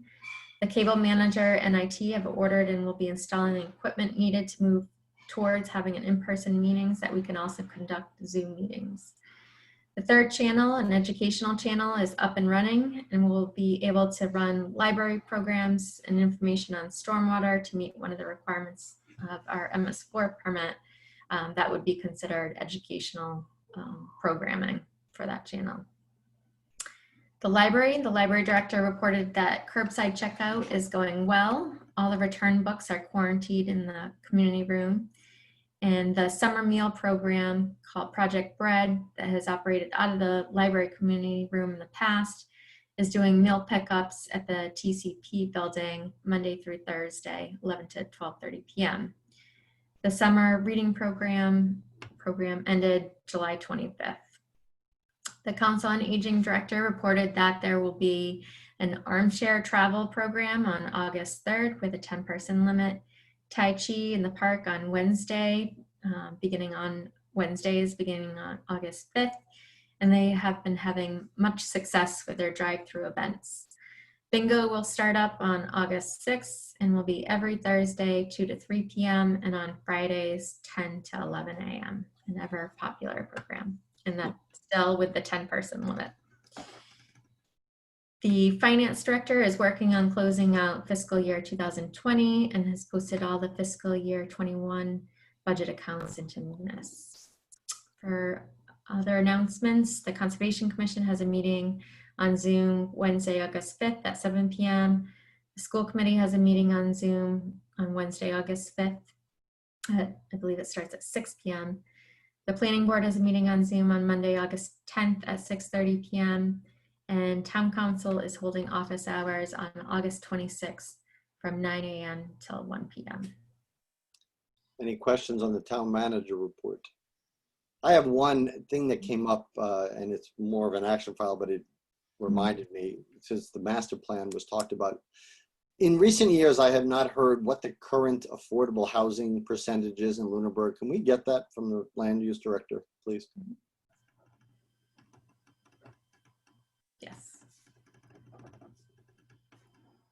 Okay, COVID report, the COVID update. So for the Board of Health issued their weekly update, and as of July 31st, there are 73 confirmed positive cases in Lunenburg and 1 death to date. The town beach opened on Monday, July 13th. Initially, the system required registration 24 hours in advance, but this has been changed to allow residents to register online the same day they wish to come to the beach or earlier through the lunenburgma.myrec.com website. They can also, they can pull right up to the beach and register right outside the beach. And the beach staff has been providing any assistance needed to residents as well. Town facilities are currently open to the public by appointment only, and residents can contact the department they wish to set up an appointment with by contacting them through the contact information on the town website. The intent after a reopening task force meeting recently held was to open town facilities during limited hours this week, but this has been delayed until next week in order for all distance markers and additional isolation barriers to be installed at the relevant buildings. The facilities director has installed additional wall-mounted sanitizer units at all entrances to town buildings and has ordered additional PPE for town facilities. Starting on Monday, August 10th, we will open town facilities, excluding the library and Eagle House, to the public during limited hours. And Monday, until further notice, the public hours will be 10 a.m. until 2 p.m. We will continue serving the public by appointments outside of these hours during office hours. And any persons entering a town building will be required to wear a face mask and maintain their social distance of 6 feet. Hand sanitizer units have been installed at each entrance of each building, and the public will be asked to use hand sanitizer upon entry. We are required to keep a log of every employee and visitor to each department and have thus far been utilizing Google Sheets to maintain this log. So departments will be asked to continue to maintain this log, and therefore any public entering the building should expect to be asked their name and relevant contact information. Anyone that cannot wear a face mask due to a medical condition will need to contact the relevant department, and an accommodation will be made to provide the service needed. Those entering the town hall and Ritter buildings will be asked to enter in the front door and exit through the side entrance to make it a one-way entry exit. I will be monitoring how this goes with the departments, and we will make adjustments as needed. Use of the town fields. Organized groups that wish to use town fields need to go through the Recreation Director Kayla Wright at kwright, WRIGHT, at lunenburgonline.com for scheduling field time. Public meetings. At this time, public meetings will continue to be held virtually. There are a number of considerations to be resolved before public meetings can be held at town buildings, including our IT department and public access has ordered the necessary equipment and is waiting on a few items that are expected to be delivered by the end of this week. The installation of the equipment is expected to begin next week. And until this is installed and tested out, we cannot hold an in-person meeting that also has participants on Zoom. The current gathering order for our town facilities is 8 people per 1,000 feet of enclosed space. And given that the town hall meeting room where we're planning hybrid meetings is around 1,400 feet, then this would equate to a maximum of 11 people that are socially distanced. Our guidance is different than the guidance issued by the Department of Elementary and Secondary Education for school reopenings. And we do not have the ability as schools do to control over the number of people in the building unless we had a designated person keeping track of capacity. We are working with our cleaning company to see if we could have increased cleaning schedule for them to come in on the days after meetings, but this has not been finalized. So as the situation progresses, I will update the board and the public on any changes in public meetings. Schools were required to submit 3 versions of reopening to the Department of Elementary and Secondary Education by July 31st. This included a fully remote learning plan, a hybrid model, and a full in-person learning plan. And the school superintendent will be presenting this reopening plan for the schools and her recommendation at the school committee meeting tomorrow evening, August 5th. Update on reusable bags at Hannaford. Currently, Hannaford is allowing customers to bring in their own reusable bags, but associates will not bag items in reusable bags brought in from outside the store. If a customer buys a new reusable bag at checkout, associates can bag the items in those new bags. The store is currently trying to deplete their supply of plastic bags and build up their inventory of paper bags. At this time, Hannaford is not charging a fee for the use of paper bags.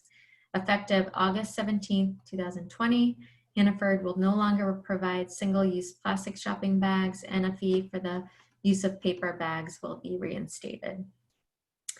Updates from the state related to COVID-19. As of July 30th, 2020, there are 109,400 positive COVID-19 cases, 8,375 deaths, and 1,161,454 patients have been tested to date.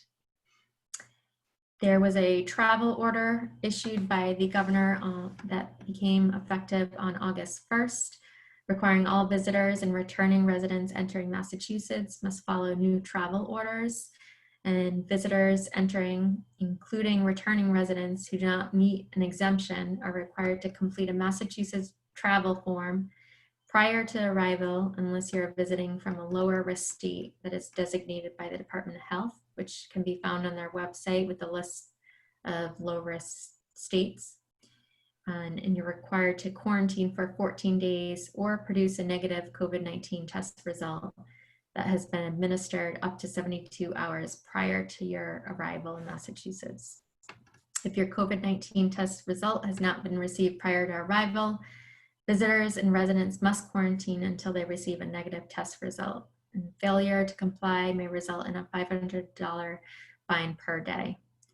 More information can be found on the Department of Public Health's website, as well as the state website on COVID-19. Currently, we're still in step 1 of phase 3, and this allows for industry-specific rules related to allowing businesses, including movie theaters, outdoor performance venues, museums, cultural and historical sites, fitness centers and health clubs, certain indoor recreational activities with low potential for contact, and professional sports teams under the authority of league-wide rules. They may hold games without spectators.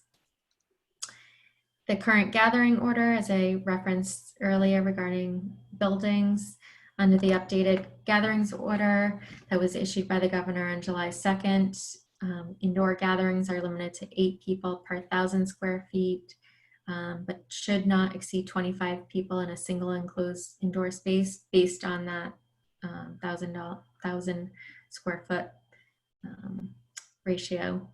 Outdoor gatherings in enclosed spaces are limited to 25% of the facility's maximum permitted occupancy, with a maximum of 100 people in a single enclosed outdoor space. And this includes community events, civic events, sporting events, concerts, conventions, and more. This order does not apply to outdoor unenclosed gatherings if proper social distancing measures are possible. And this revised order does not supersede previously issued sector guidance and was effective beginning July 6th. There are a number of resources and links that will be included, and this will be sent out through the proper media channels as well for how we send out information to the town residents.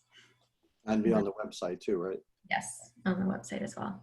One of the things that I've asked you this privately, but I'll ask you in the meeting, that on the town reports that we get, I've had a couple of residents ask if we can include, or if the Board of Health is getting active cases. So we know how many cases we've had in total.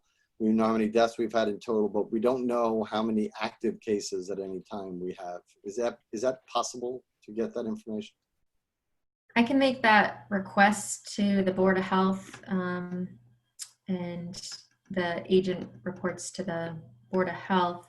I know they're discussing changing the format of their weekly meetings, weekly reports, I'm sorry, to defer to the state website as far as figures, which I don't know if there's some kind of delay when those figures, the town figures, are submitted through Maven to the state website. So I mean, if they're not getting it, then I don't want to make anybody go through hoops to try to get it. I'm just saying if they do get it and it's just not making our report because I'm sure there's lots of data on the things they're getting.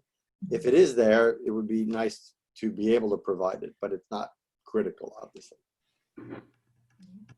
Any questions for the town manager from anyone on either of the two reports?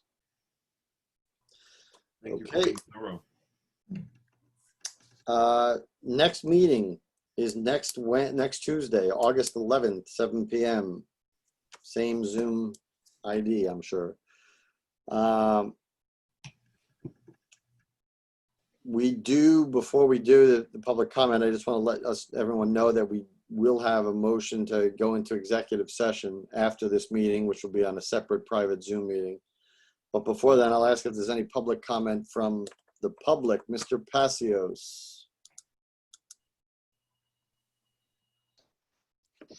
Yes, good evening again. Dave Passios, 56 Whiting Street. Got 2 or 3 very quick ones. Town manager mentioned tax lien sale coming up sometime in the future. I'd like to remind her, and please pass it on, that every property that we decide to put up for tax lien sale needs to be reviewed by the Open Space Committee so we don't repeat selling off frontage that landlocks a piece of property that the town already owns. It's happened once. We need to make sure it doesn't happen again. Our town charter, as one of our Board of Selectmen mentioned earlier, has been put on the back burner again. Since July 23rd, it has been sitting waiting to come out of the 3rd reading committee in the House of Representatives. So there's been no action on it since then. It still needs to come out of that committee, be read and referred back to the Senate and then enacted by the Senate. So we've got no promises from Representative Center as to when that'll happen. My understanding with one of the people I've been in contact with that spoke, I'm not sure if they spoke with him directly or one of his representatives, they stated maybe in August. So we're not real impressed with that answer. Lastly, one of the goals I believe that the Board of Selectmen chose for 2021 is to, and I'll get the wording wrong, but basically to facilitate filling unfilled positions in volunteer committees and so on and so forth. I'd like to know sometime in the future, I don't need to know tonight, but I'd like to know how an at-large seat on one of our committees got filled without being advertised.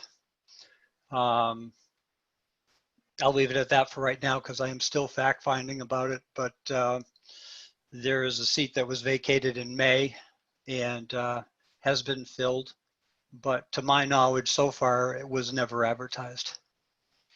Thank you. What seat was this? What seat was this? Capital Planning Committee. Okay. Madam Town Manager. I have a response to a couple of those items and kind of an update on the charter, not much, but the tax lien and foreclosed properties lists, I've already talked to the treasurer collector, and when that's ready, that will be circulated not only to open space, but conservation as well. Okay, thank you. And to the Board of Selectmen, obviously. The town charter, I was contacted by Representative Sina's office.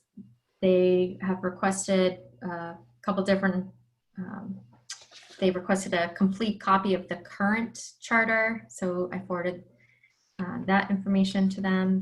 So this is in discussions in the 3rd reading that they're just looking for input. And I have a call with Representative Sina tomorrow just to talk further about it and hopefully move this along. Even though they've ended their regular session, they still will have informal sessions. So we can hope that it will be done during informal sessions. Senator, if I could interrupt just a half a second. Senator Tran is waiting for that to come out of the House, and we'll expedite it once it gets back to the Senate. So thank you. And lastly, the capital planning, that's an appointment made by the town moderator, not by the Board of Selectmen. I don't argue that at all, but there was no advertising to the public where it was an at-large seat. All the other seats are appointed by sitting committees.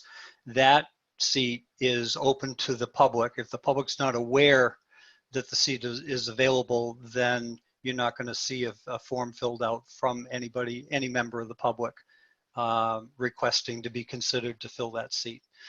That's my issue with it. And I'll leave it at that. Thank you. So the question has been posed back to the town moderator.